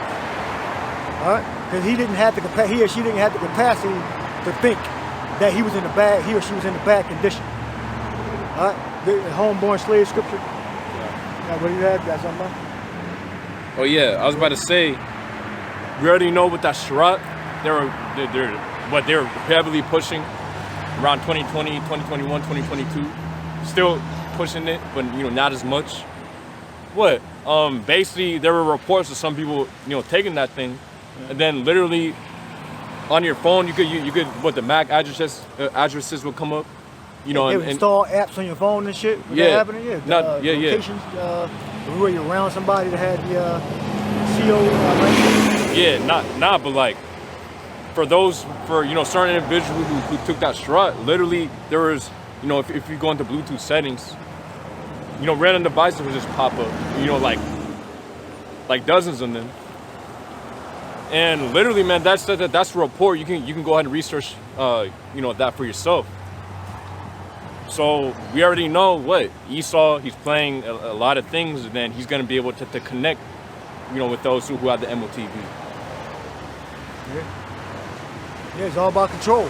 Yeah, connecting you to the Internet of Things, the IoT, which is smart, which is devices connected to it. That's all it means. I'm sure it's more detailed, but devices connecting to the internet or connecting to a network. Okay, like refrigerators, ovens, your washer and dryer. If it has Wi-Fi, it's a part of the Internet of Things, IoT. All right, so you as a person, if you can connect to the internet, you're part of the system. All right, so if you were still hardwired to the system, you're potentially an agent. That's Morpheus, Lawrence Fishburne said that. All right, so if you got that implant, you're potentially an agent because you got the benefits. So you're going to start snitching and telling on people who don't. So if you're still hardwired, you're potentially an agent, and you're definitely going to receive your recompense, which is the nuclear hell, the hellfire. All right. Did you have something? Yeah, you want me to get the Jeremiah 2:14? Yeah. It says, is Israel a servant? Is he a homeborn slave? Why is he spoiled? Yeah, look up homeborn slave. Look it up in the Hebrew and look up the phrase up on the internet. See what comes up. And you got these people they're just Assad's children that will not hear the law of the Lord. They don't think you gotta learn nothing. They don't think you gotta stick and focus. You gotta focus on one or two things. Mainly just one.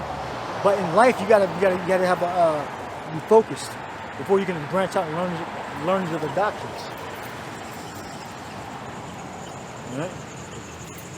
Homeborn slave in Hebrew.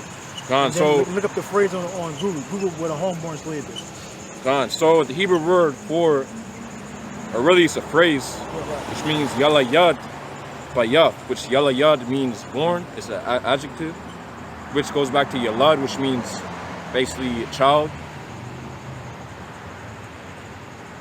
Or it can be child, beget, bear, born. Yalayad just makes it an adjective. So yalayad bayaf, someone who's born of a home, basically, that's basically what it's saying. But it says, yes, Israel's servant, he is a homeborn slave. Is he a homeborn slave? Why is he spoiled? So get into that. Yeah, is he a child? Well, basically saying, is he a child? Is he still under the authority of a different doctrine, a different wisdom? Right? Is he a servant? Is he a homeborn slave? Right? Now look up servant. Ibad, or it might be something else. Yeah, Ibad. So that could have in this respect, it's negative. If Israel's servant, is he homeborn? Right? Is he a child? Is he immature? Did he not evolve into an adult? He said, when I was a child, give me that scripture. When I was a child, I did things as a child, spoke as a child, but now I became an adult. I put away childish things. So we can't be children. So read that verse again. You can read a different translation too if you want. Different. Israel a servant, is he a homeborn slave? You can take the slave out of it. You say, is Israel a servant? Is he homeborn? Is he a fucking child? Yeah, and what it says, also the word for servant, ibad, other uses of it, goes into manservant, bondman, or bond servant. Yeah, bound to not knowing it, but bound to other religions, bound to stupidity, bound to laziness. Is he a servant? Why is he spoiled? Well, he's spoiled because of idolatry. That's the main sin of Israel, the idolatry. Worshiping different gods. All right? So what is he serving to? He's serving to a different religion. Carried away by every wind and doctrine, old Jewish fables, etc. What do you got? Different, Khan. So Jeremiah 2:14 in the NLT, it says, why has Israel become a slave? Why has he been carried away as plunder? All right. Yeah, because of idolatry, worshiping other gods. All right. All right. And now in the Hebrew, it references a child. All right, go back to that. Read that again.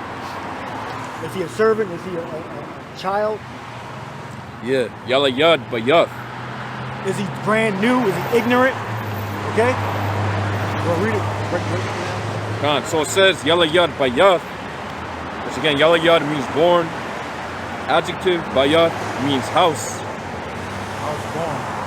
And getting that word. A slave born in the house, basically. Yeah. Raised up to be a slave. House nigga. Yeah. Getting that word for yalayad, other uses, it says children and sons. So yeah, children, babes being raised up. as a servant. Right. Yeah, to another guy. All right, so that's not a good thing. All right, that's negative. And give me what Paul said when I was a child. I spoke as a child.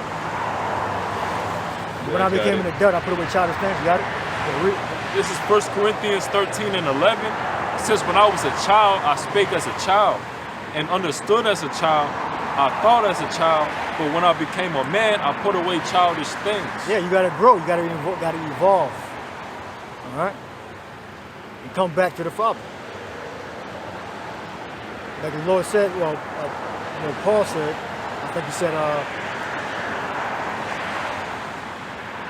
the Lord winked at our transgressions. I'm probably mixing two scriptures up. But now he's suffered all nations to come back to serving the Lord. All nations are the Israelites. Right? You dwelled in sin for a certain period of time. Now all the Israelites that are scattered within those nations are supposed to come back to serving Yahushua. All right? Be drawn back to the Father by the Word, which is Yahushua. All right?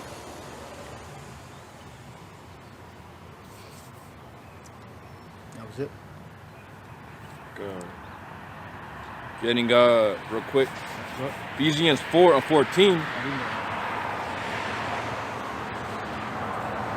Says Ephesians 4 and 14 that we henceforth be no more children, tossed to and fro, and carried about with every wind of doctrine, by the sleight of men and cunning craftiness, whereby they lie and wait to deceive. Yeah. Yep. Yeah, you got multiple ways that we went to Matthew 13 chapter. Talks about how it is easy for Israel to fail. You know? You see by the stony ground, you see by the wayside.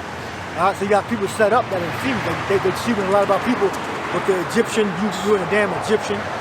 That was your culture, ancient Kemet. They're deceiving you with Islam, or Islam. Yeah. You gotta flee from those different doctrines, old Jewish fables. But, yeah, and of course, within the truth, it's not like, we're gonna be in the truth with the elder apostles and elders of Great Millstone and like-minded brothers are preaching. Obviously the Lord's gonna set up demons and the Lord's gonna set up evil spirits that are gonna bring, just wayward doctrines like what them 32 demons. Yeah. Them guys just came out of nowhere, bringing basically teaching about salvation for the heathen Gentiles. And what else? They didn't understand when we read that yet. Anyone who received the kingdom of heaven understands them not. But we'll get that. The wicked one came. But that's two different precepts I'm referring to. Yeah. Let's get that. Find an empty, swept, and garnished. Then they go and get his other demons, empty, swept, and garnished. I believe I looked that up. No defense, I think I came up to. When I was when I looked up the words, it means you didn't have like a defense. Nothing there, if I'm not mistaken. So we don't look up those words. I got it. What chapter is it in? 12. Okay, so we Matthew 12? Yeah. Yeah, so get your blue letter on hand.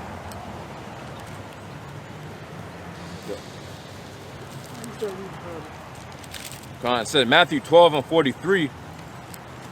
When the unclean spirit is gone out of a man, he walketh through dry places, seeking rest and findeth none. Then he saith, I will return to my house from whence I came out. And when he is come, he findeth it empty, swept, and garnished. Empty, swept, and garnished. What verse you in? Verse 44. So look up swept, garnished. Yep, so sweat is the Greek word sorrow, which means to sweep, clean by sweeping. Nothing there. Garnished. Garnish is cosmeo, which means, it says to put in order, arrange, make ready, prepare, to ornament, adorn.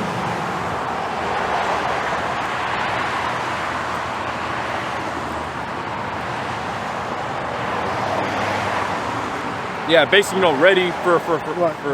the evil spirits to hop into that person. Okay. Look up empty. So the Greek word for empty is skolazo, which means to cease from labor, to loiter, to be free from labor, to be at leisure, to be idle. It says, That's it. That's the reason why. What? Read it again. Empty. empty, it says to cease from labor, to loiter, to be free. Cease from labor. So what was it? How to describe it? Vessel or person? What was it? You find of it? He would go back. Yeah, I returned into my house. Return into my house. All right, so the house was empty. Okay? The house was empty, which is the vessel, the person, the vessel. All right. Nothing. Empty again. That was it. Yeah, and going on, it says of places to be unoccupied, empty, of vacant ecclesiastical offices. Vacant. There you go. Yeah. What? So he had no defense for those spirits. All right, those spirits just came right in, and because it was empty, it was made ready for the wicked spirits to come in. Yeah.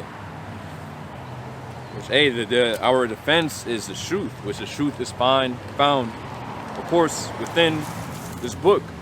So you got a lot of Jake, man. They be going off, basically, onto these wayward doctrines, which are clearly not even biblical. So when anything's not biblical and you're following it, your defenses drop down. What scriptures speak about, putting that armor of salvation and the strength of righteousness, basically, or the breastplate of righteousness, which is the truth, the wisdom, knowledge, and understanding, which is found within this book.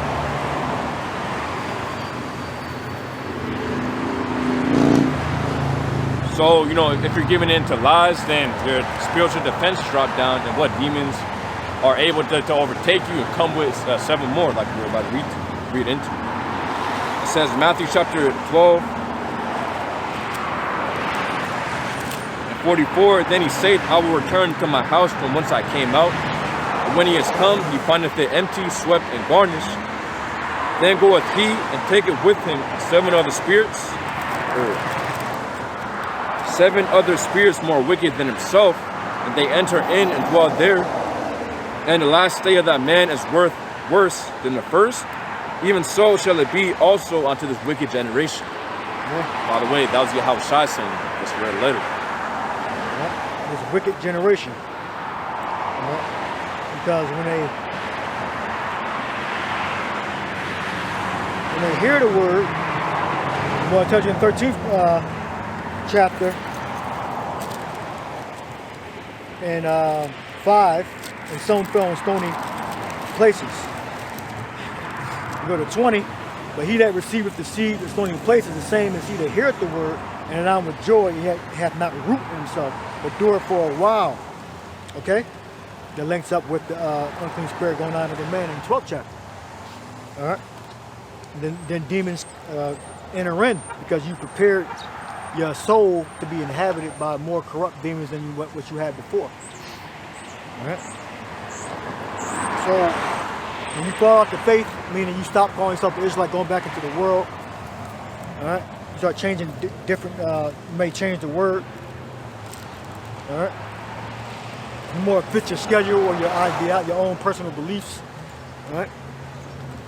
You're filled with demons, all right? And you have to constantly fight those demons off, all right? So when old unclean spirit came out off of us, all right, they did come back. All right, but when they came back, we weren't empty. All right. Yeah. Get that eye be single, and the whole body is full of light. All right, we weren't empty when those spirits came back to us. We had a defense. All right. Yeah. And our vessels were garnished with light. Okay. They were able to resist all the fiery darts of the wicked. All right. Yep. Yeah, Khan, and the scriptures also say how resist Satan and he shall flee. Yeah, evil spirits, evil thoughts might attack you, but hey, You got to pray to Yahweh Shemi-Ashai. You know, you got to resist Satan. You got to bring out the scriptures. You know, you got to apply truth. Eye be single, whole body is full of light. Well, read it.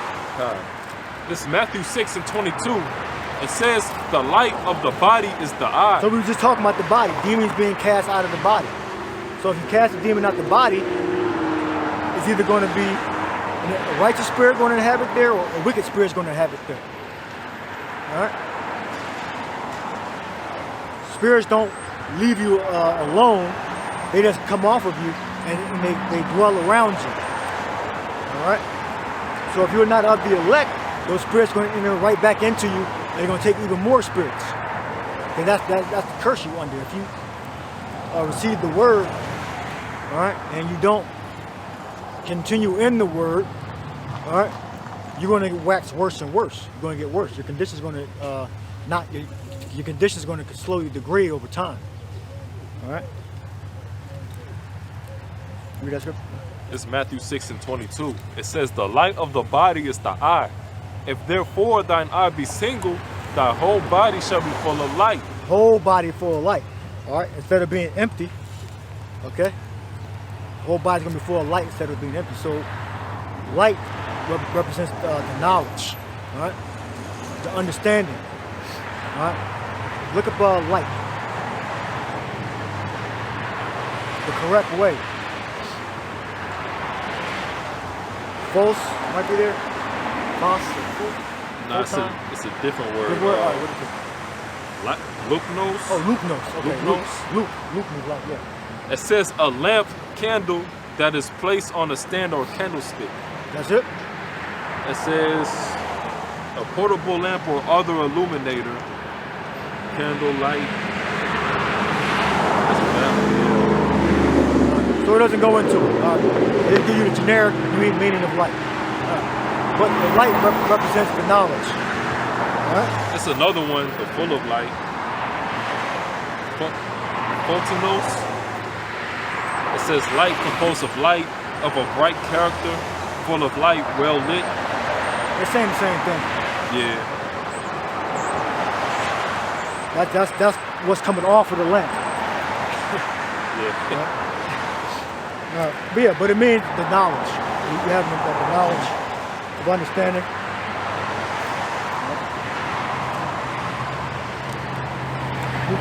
So false is probably, they probably might give you the figurative meaning of it. Let me go back to John, the first chapter, where it says he was that light, the light shining in darkness. Might give you context. I'm not talking about the lamp. This is John 1 and 4. It says, in him was life, and the life was the light of... What's the light? Go look up light.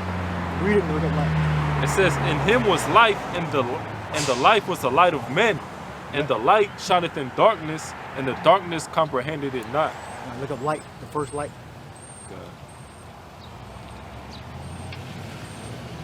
False or yeah, it's false.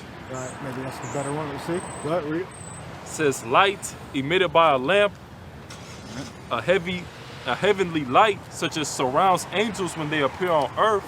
Anything emitting light, a star, fire because it is light and sheds light, a lamp or torch, brightness of a lamp. It says God is light because light has the extremely delicate, subtle, pure, brilliant quality of truth and its knowledge, together with the spiritual purity associated with it. All right, that's the proper definition. Okay. All right, so let's focus on that. Read it again. It says of truth and its knowledge, together with the spiritual purity associated with it.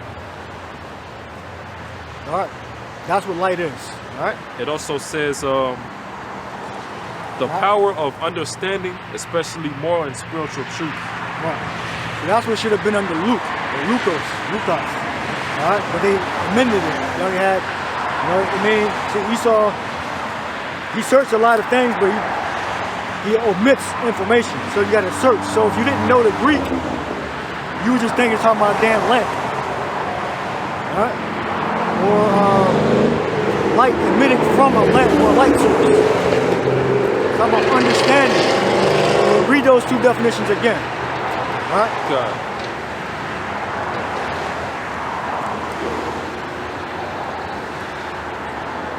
All right, so that word light, folks, again, it says the definition of truth and its knowledge, together with the spiritual purity associated with it. It says the power of understanding, especially moral and spiritual truth. All right? I ain't talking about a damn lamp or fire. Okay? So that's what you're talking about. Exactly what the brother just read. Is there more? That's true. Those was the main points. All right. So the light of the body is the eyes. That was the point. So now we know what light is. All right. The eye be single. The whole body is full of light. So our vessels are not empty, swept and garnished for demons. Our vessels are garnished to inhabit the Holy Spirit. To inhabit righteous spirits. All right.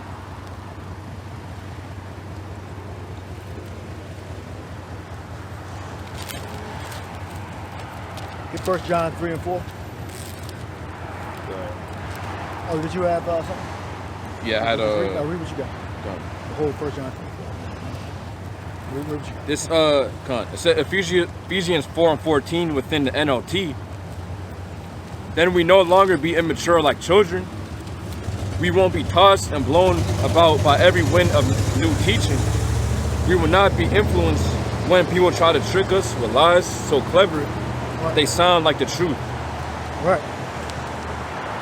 Yeah, with the little Instagram clips and Facebook clips, we can't be deceived by every wind of doctrine. I mean, a wind is basically something that comes up. All right. A new show comes into town, and you just go on trying to figure out everything that person's about. Yeah, just You know? yeah, just a new wave of teaching.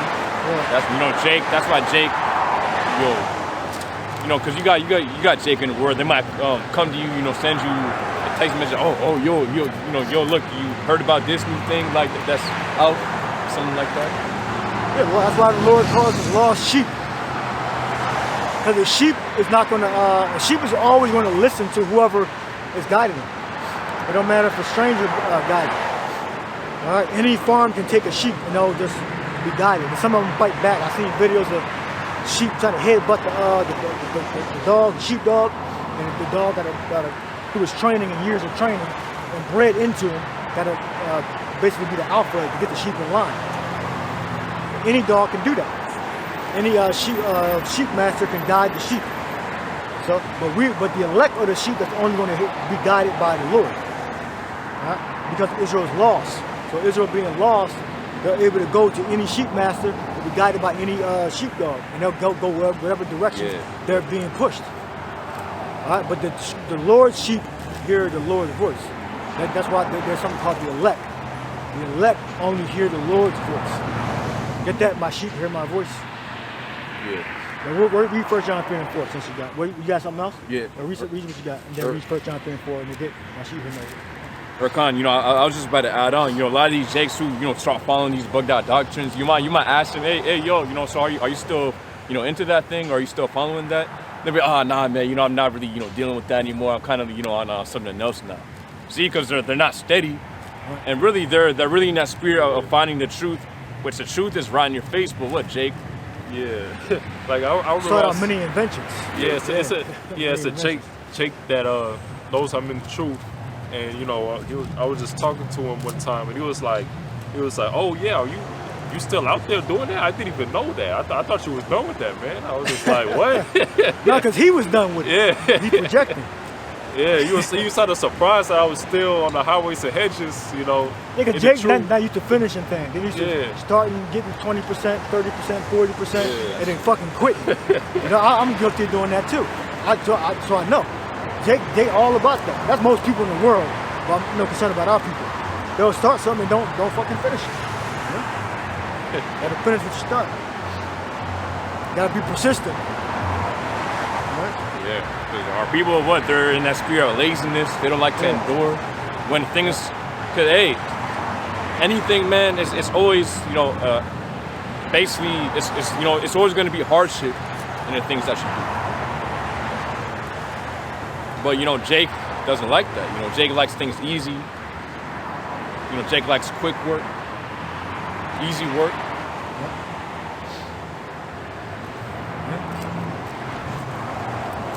All sheep. 1 John 3 and 4. Yep. It say, whosoever committed sin transgresseth also the law. For sin is the transgression of the law. Yeah, the laws of Moses. Yes, that's what sin is. The laws of Moses. All right, start with the laws of Moses. Then you got the laws of Yahweh. All right, so John broke it down to you what sin was. They're not separate, they're together. All right? Yahweh laws are the laws of Moses. All right? So that's an example. You can't change that. You can't say, oh, the laws of Yahweh. All right? No, they're the same thing. So look up that laws. Not just the laws of Yahweh. Yeah, Yahweh is a law. All right?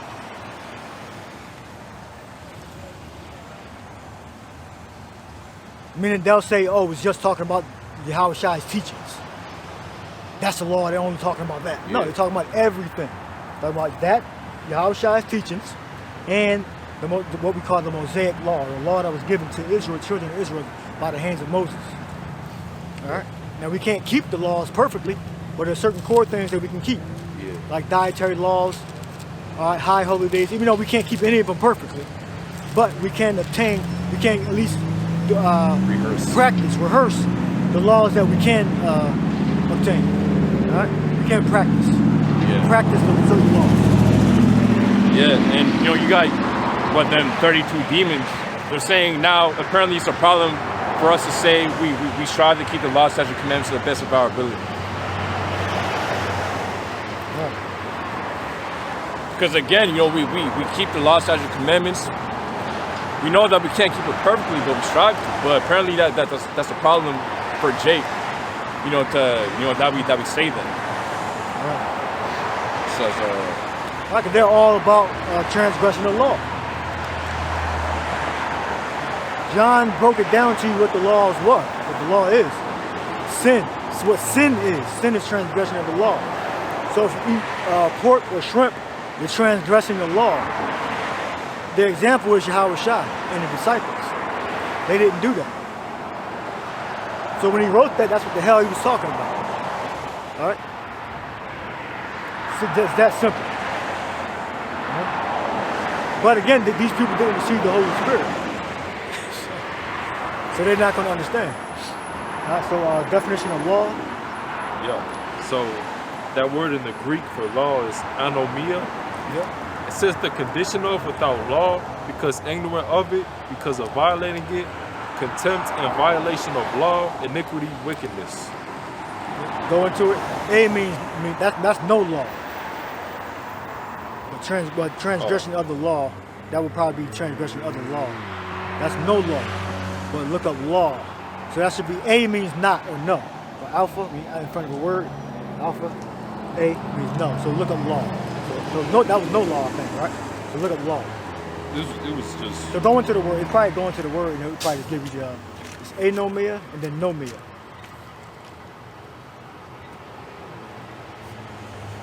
That's the root word, nomos. Yeah, nomos. Yeah. Nomos. All right. So it says anything established, anything received by usage, a custom, or law, or command of any law so whatsoever. Anomos and anomos is not. And nomos is, no law. A in front of it means no or not. So you went to the root, and it's just law by itself. Nomos? Nomos. Nomos. Yeah. So anomos and nomos. Nomos, right? Yeah, so this says, of any law whatsoever, a law or rule producing a state approved of Yahweh, by the observance of which is approved of Yahweh, a precept or injunction, the rule of action prescribed by reason of the Mosaic law and referring to the context, either to the volume of the law or to its contents. The Christian religion, the law demanding faith, the moral instruction given by Christ, especially the precept concerning love. Yeah, Mashiach. Yeah, so these are all laws, and we're supposed to follow them. Whether it be Yahweh Shai's teachings or the Mosaic law that we're rehearsing. All right? So I'm not going to tell my brother to eat pork that's going to fucking kill him. All right? I wouldn't do that. They're scavengers, and I know what their diet is. They literally are bottom feeders. They skip the roaches of the sea. All right? The Lord said, don't eat it, so we're not going to eat it. And we're taking it after the examples of Yahweh Shai. But again, these are the same people that are going to take the chip, take the implant. Because they say, the scripture say don't make cuttings in your flesh. Okay? Don't make cuttings in your flesh. So if you're making cuttings in your flesh, no different from eating pork and shrimp and scavengers, crabs, snow crabs. It's no different because you can take a etching in your skin because we're not under the Mosaic law according to these unlearned idiots. Right? Oh, well, we're in the time of grace and the Lord knows, we're hungry, we got to eat. So, hey, Jake gonna be thinking like that. You can take the chip or you can eat bad food because it's all you can afford. Same difference. But hey, the curse is in Revelation 14. You're going to be burnt. You're going to get destroyed. Yes. Explicitly said. Die to death. Keep in mind, Revelation, that's for the future times, which we're in the future times, man. And multiple... Oh, keeping my words, yeah. Yep. To the end. Him I get power over nations, yeah. So the judgment is already written, man. There's no going around the judgment for those who take that mark. All right. A few more scriptures and we're going to wrap it up. Right. I got, it's Matthew chapter 5 and 17. Think not that I am come to destroy the law or the prophets. I'm not come to destroy, but to fulfill. Yeah, and what do you think Yahushua was referring on to? He was referring on to the Mosaic law, which was, the law that the Most High gave out to Moses to give unto the children of Israel. So Yahushua himself... Well, the prophecies, the prophets. Yeah, he came under the authority of the Father via the prophecies. Right? The law and prophecies can be interchangeable. All right? Because there's laws and prophecies, and there's prophecies and laws. All right, so read that again. It says, think not I am come to destroy the law or the prophets. I'm not come to destroy, but to fulfill. Right, the law and, well, mention both of them. All right, the laws and the prophets. Okay? So he's not doing anything outside of his Father's business, his Father's work that he established prior. All right? And how do we even receive it? We receive it via Yahweh Shai himself anyway. Okay? Give me the cloud that followed them was Yahweh Shai. Corinthians. I got a precept. So you can't divorce Yahweh Shai from the Mosaic law because it's really Yahweh Shai's law. Yeah. Moses was just to meet the earthly mediator. All right? The heavenly mediator hadn't been revealed yet. But he was in heaven, always sitting on the right hand of the Father. He was sitting on the right hand of the Father before he was put to death on earth. He was on the right hand of the Father because he created everything visible and invisible. He was already had the power, but he had to go through what the program that the Most High Yahweh set up for him first, for it to be fully solidified. But he was already the son of the power, the only begotten of the Father, before he even died on the earth. What you about to say something? Yeah, I had a precept. Yeah, go. This is the book of Romans 3 and 31. It says, do we make void the law through faith? Yahweh forbid. Yeah, we established the law. Yeah. And when I was looking into it, that word for law is the nomos. And I also wanted to get for the do we make void, the definition. It says to render idle, unemployed, inactivate, inoperative. What's the word? To make void. Make void? Okay. Yeah. Make void. Inoperative. So, okay. Yeah. To render idle, unemployed, inactivate, and operative. Meaning it's no use. That's not true. It is a use. I'm going to just read the main points. To cause to cease, put an end to, do away with. So he does not do all those things. Yeah. Okay? The Lord did not do all those things. Yeah. Okay? Annul, abolish, to cease, to pass away, be done away, to be severed from, separated from, discharged from, loose from anyone, to terminate all intercourse with one. So the Lord didn't terminate all. Okay? So he didn't make void. He didn't make void, did not. So all those things put did not make. All right? I came not to make void the laws and the prophets. You read the verse again? The Romans. Oh, you were reading Romans. Yeah. Oh, read the verse again. Read the verse. This is the book of Romans 3:31. It says, do we then make void the law through faith? Yahweh forbid. So no, so he did not make void. Okay? So it's still in existence. It's still practiced because it's going to save your life. You're not going to commit homosexuality. You're not going to be a sodomite. You're not going to be a murderer. All right?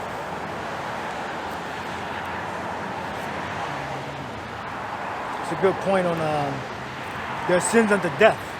Give me that in Gospel of John real quick. There be sin unto death. That if you see your brother sin, it's sin unto death. You have to correct them. Yeah, real quick. It says Matthew 17, or Matthew 5:17 in the NLT. It says, don't, keep in mind this is Yahushua speaking. It says, don't misunderstand why I have come. I did not come to abolish the law of Moses or the writings of the prophets. No, I came to accomplish their purpose. Yeah, an example of that. Yahushua himself was completely perfect. You know, he didn't sin one time. So apparently he came to abolish the law. Then there would have been no point of him living perfectly. You know, to be an example unto the believers. Yeah. He's basically saying he didn't come to do away with the law. He came to execute them perfect, never to commit a sin. You know, not to do away with the law. That don't even make sense. He said, it said he didn't come to abolish it. Yeah, the Lord, the Yahushua don't have the authority to do away with the laws. That was never one of his instructions, to do away with the laws. All right, what he did was he did away with the penalty of the law. All right, so meaning that if you receive grace, the Holy Spirit, then you aren't under that penalty anymore. But if you never received grace, you never received the Holy Spirit, you're still under the penalty until you die to death. Then you'll be reincarnated into a new body that's not subject to any sin. That's the circle. All right. The Lord didn't receive the commission to destroy the laws. He received the commission to destroy the penalty of the laws. Okay, because the penalty is death. All right. And that's what he destroyed. So the elect, when they received the word and they were reborn, Yahushua writes out, we are those elect that were reborn. We're not held accountable for our transgressions.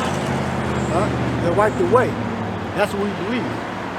All right? But we still practice what we can practice, such as dietary, high holy days.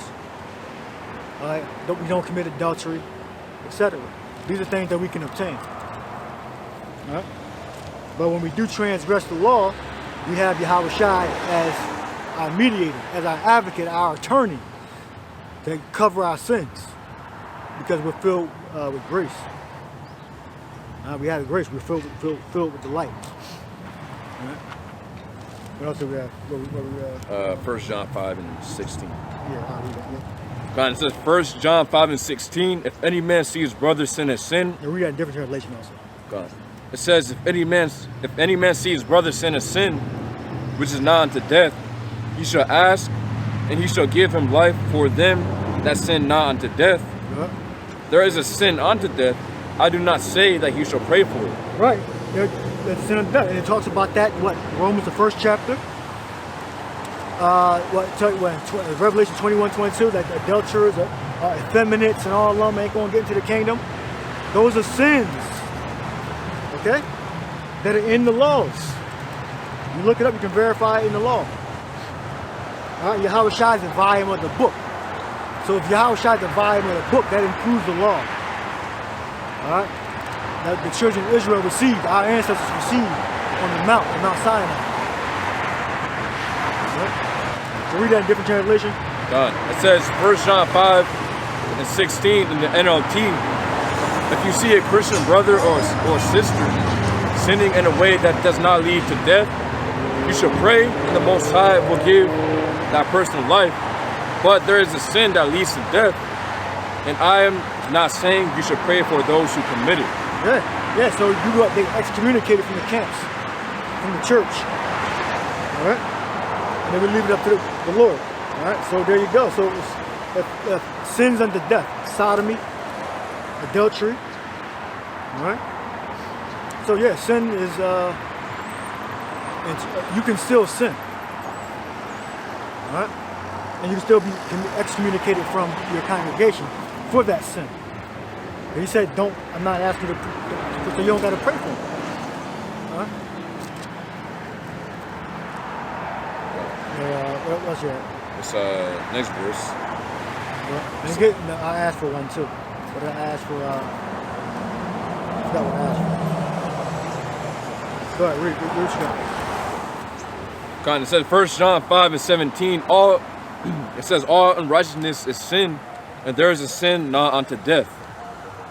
Right. So you can sin in that, and you can be forgiven. Right, for your transgression. Yeah. Oh yeah, all our fathers were under that under the cloud. That Corinthians Chapter all 10. went through the sea. The rock that followed them was Yahushua. So we were guided by Yahushua after we received the law in stone, in concrete, like it was written down. Before it was oral. Then it became it was written down, so we have a record of it. But and we'll close on this. Do you have a precept? We'll close on this. God, it says 1 Corinthians chapter 10:1. Moreover, brethren, I will not that ye should be ignorant, how that all our fathers were under the cloud, and all passed through the sea, and all were all baptized.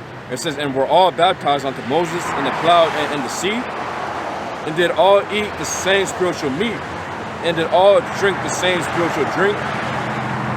For they drank of that spiritual rock that followed them, and that rock was Hamashiach. Yeah, so that rock followed us out of Egypt. But give me what we on this. So that rock that followed, read the last part. What, Exodus 12. God. Exodus, the pillar of cloud, fire by night and day and all. God said, for they drank of that spiritual rock that followed them, and that rock was Hamashiach. And the rock was Hamashiach. All right. I believe Moses smoked a water out of the rock, and that represented Yahushua. So get pillar of fire by night, and cloud by day. Exodus. So you got it said darkness when we were leaving Egypt. It said darkness separated the Israelites from the Egyptians, so they couldn't catch us. It was either the Lord manifested that, or those the angels coming down and parting us asunder. Either way, it was Yahushua, because Yahushua was the main force back there. Got it? God. It says Exodus chapter 13 and 20. Read up a little bit. What does it say? Yeah. In 17. Chapter 13? Yeah. 13. God. It says Exodus chapter 13 and 17. And it came to pass when Pharaoh had let the people go, that the Most High led them not through the way of the land of the Philistines, although that was near. For the Most High said, lest peradventure the people repent when they see war and return to Egypt. But the Most High led the people about through the way of the wilderness of the Red Sea. And the children of Israel went up harnessed out of the land of Egypt. And Moses took the bones of Joseph with him, for he had straitly sworn the children of Israel, saying, the Most High will surely visit you, and you shall carry up my bones away hence with you. And they took their journey from Succoth and encamped in Ephraim, in the edge of the wilderness, and the Lord Yahweh went before them by day in a pillar of a cloud to lead them in the way, or says to lead them the way, and by night in a pillar of fire to give them light to go by day and night. And he took not, it says, and he took not away the pillar of the cloud by day, nor the pillar of fire by night from before the people. Right. Go back to Corinthians. So, 1 Corinthians chapter 10 and 1, moreover, brethren, I will not that ye should be ignorant, how that all our fathers were under the cloud. Under the cloud, that's the cloud he's talking about. All right? That's the cloud. Look. And all passed through the sea, and were all baptized unto Moses in the cloud and in the sea, and did all eat the same spiritual meat, and did all drink the same spiritual drink. For they drank of that spiritual rock that followed them, and that rock was Hamashiach. Right. Right. So that was the water that Moses smote, the water came out of the rock that represented Yahushua. All right. And that cloud that was following us, all right, which was the chariot of Israel, was Yahushua. Okay. So the children of Israel, we're the sons, we're the descendants, we're the children of the captivity. All right. We fit the prophecies. All right. We're over here preaching against Babylon, America, against the most wicked kingdom that ever lived. We're prophesying against that. All right. Small numbers, okay, like it was written, in the kingdom of our captivity, and we're going to be delivered out of the kingdom of our captivity. All right. The little hats over there, they're establishing a nation. All right. Back in what they believe is their own land, which is not. That's our land, and it's going to be expanded from the river Euphrates to, I believe, to the Nile River or the Red Sea. I forget exactly the western border. I believe it's the Nile. All right, the river Egypt. All right, the Euphrates to Egypt. All right, that's going to be the actual borders, and they know that too. The little hats, they know that. They know that the borders are going to be expanded. That's why the Arabs want them out of here, because they know that they believe that they believe they're the biblical Israelites, which they're not. We're the biblical Israelites, right? And they know what the Bible says, what the Torah says, right? From the river of Euphrates to the river of Egypt, right? And that includes the land of Saudi Arabia, Iraq, Iran.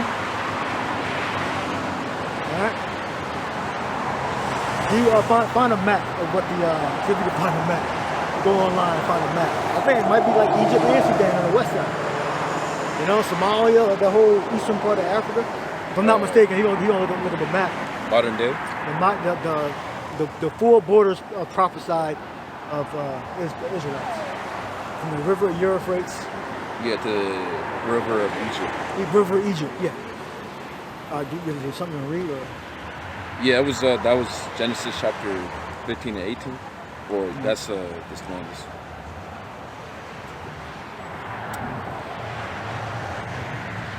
Well, no, it's a prophecy that says that our actual borders are going to be from the Euphrates River to the river Egypt. That's just saying the name of the different rivers and everything like that. See if you can find a map online with the four borders of Israel. All right. The prophesied borders of Israel. River Euphrates, I believe, to somewhere in Egypt.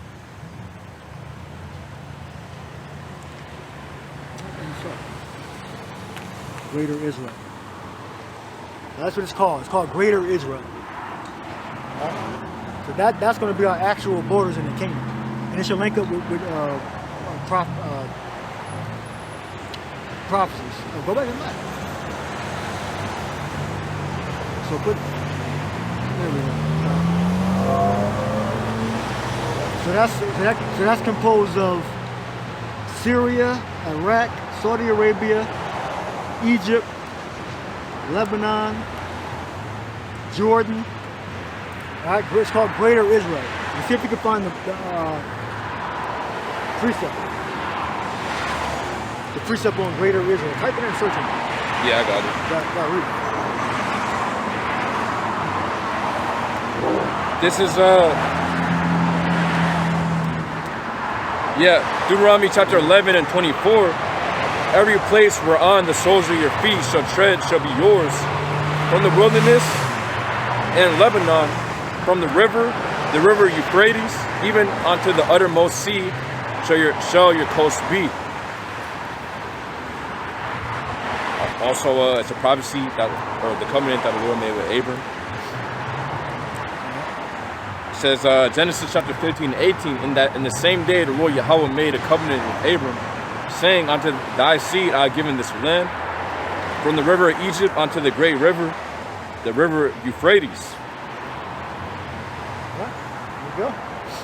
So the Arabs know that, and the Persians and the Mangled people, they know that. So Syria, Turkey. they know. Oh, probably Turkey. Oh, it's fine. Okay. So they know that. So they know that they're in the land, and they know they want to topple their governments eventually. All right. That's why they want them out of it. All right. That's what the 6 Day War was about. All right. That's why as soon as they got in the land, they went straight to fucking war. But they're not the people of the land. When the real Israelites go back to the land, you read that in Ezekiel 36, I believe. Get that real quick. Get Ezekiel 36. When the real Israelites go back to the land, it's going to be peace. And he's going to do better to us than at our beginning. Which was, you could say, Solomon, David, and the Garden of Eden. We're going to be better. The Lord's going to do better to us than at our beginning. Get where it says, I'll do better than at your beginnings. I believe it's Ezekiel 36. Find it.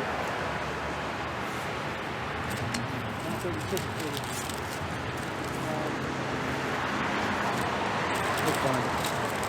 It's not Ezekiel 37. It might be 35. I'll do better than you at your beginning.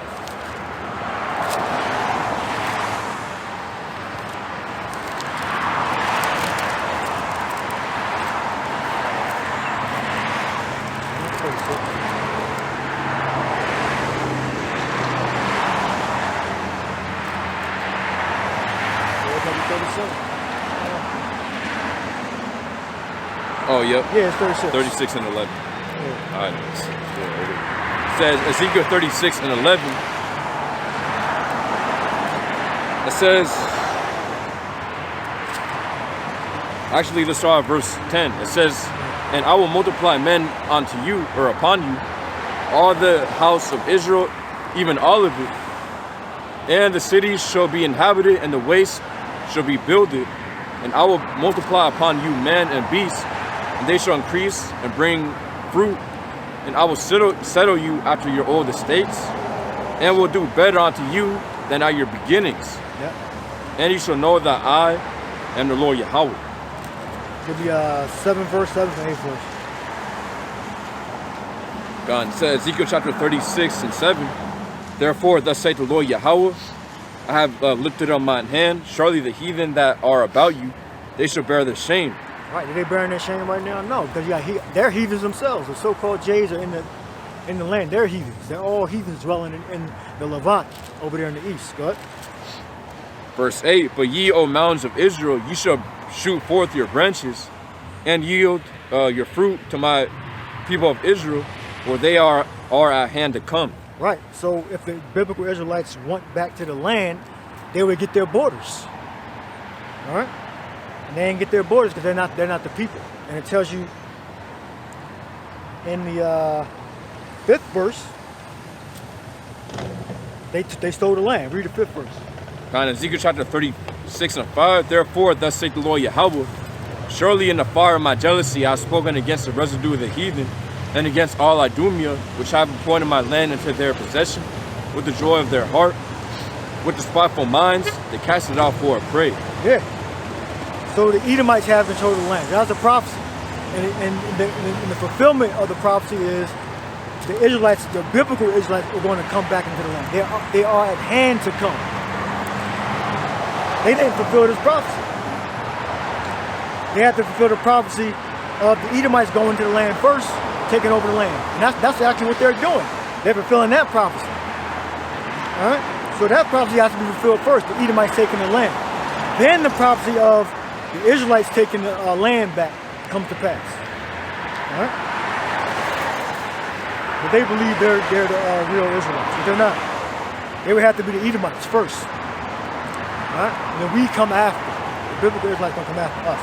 All right? You got anything you want to add?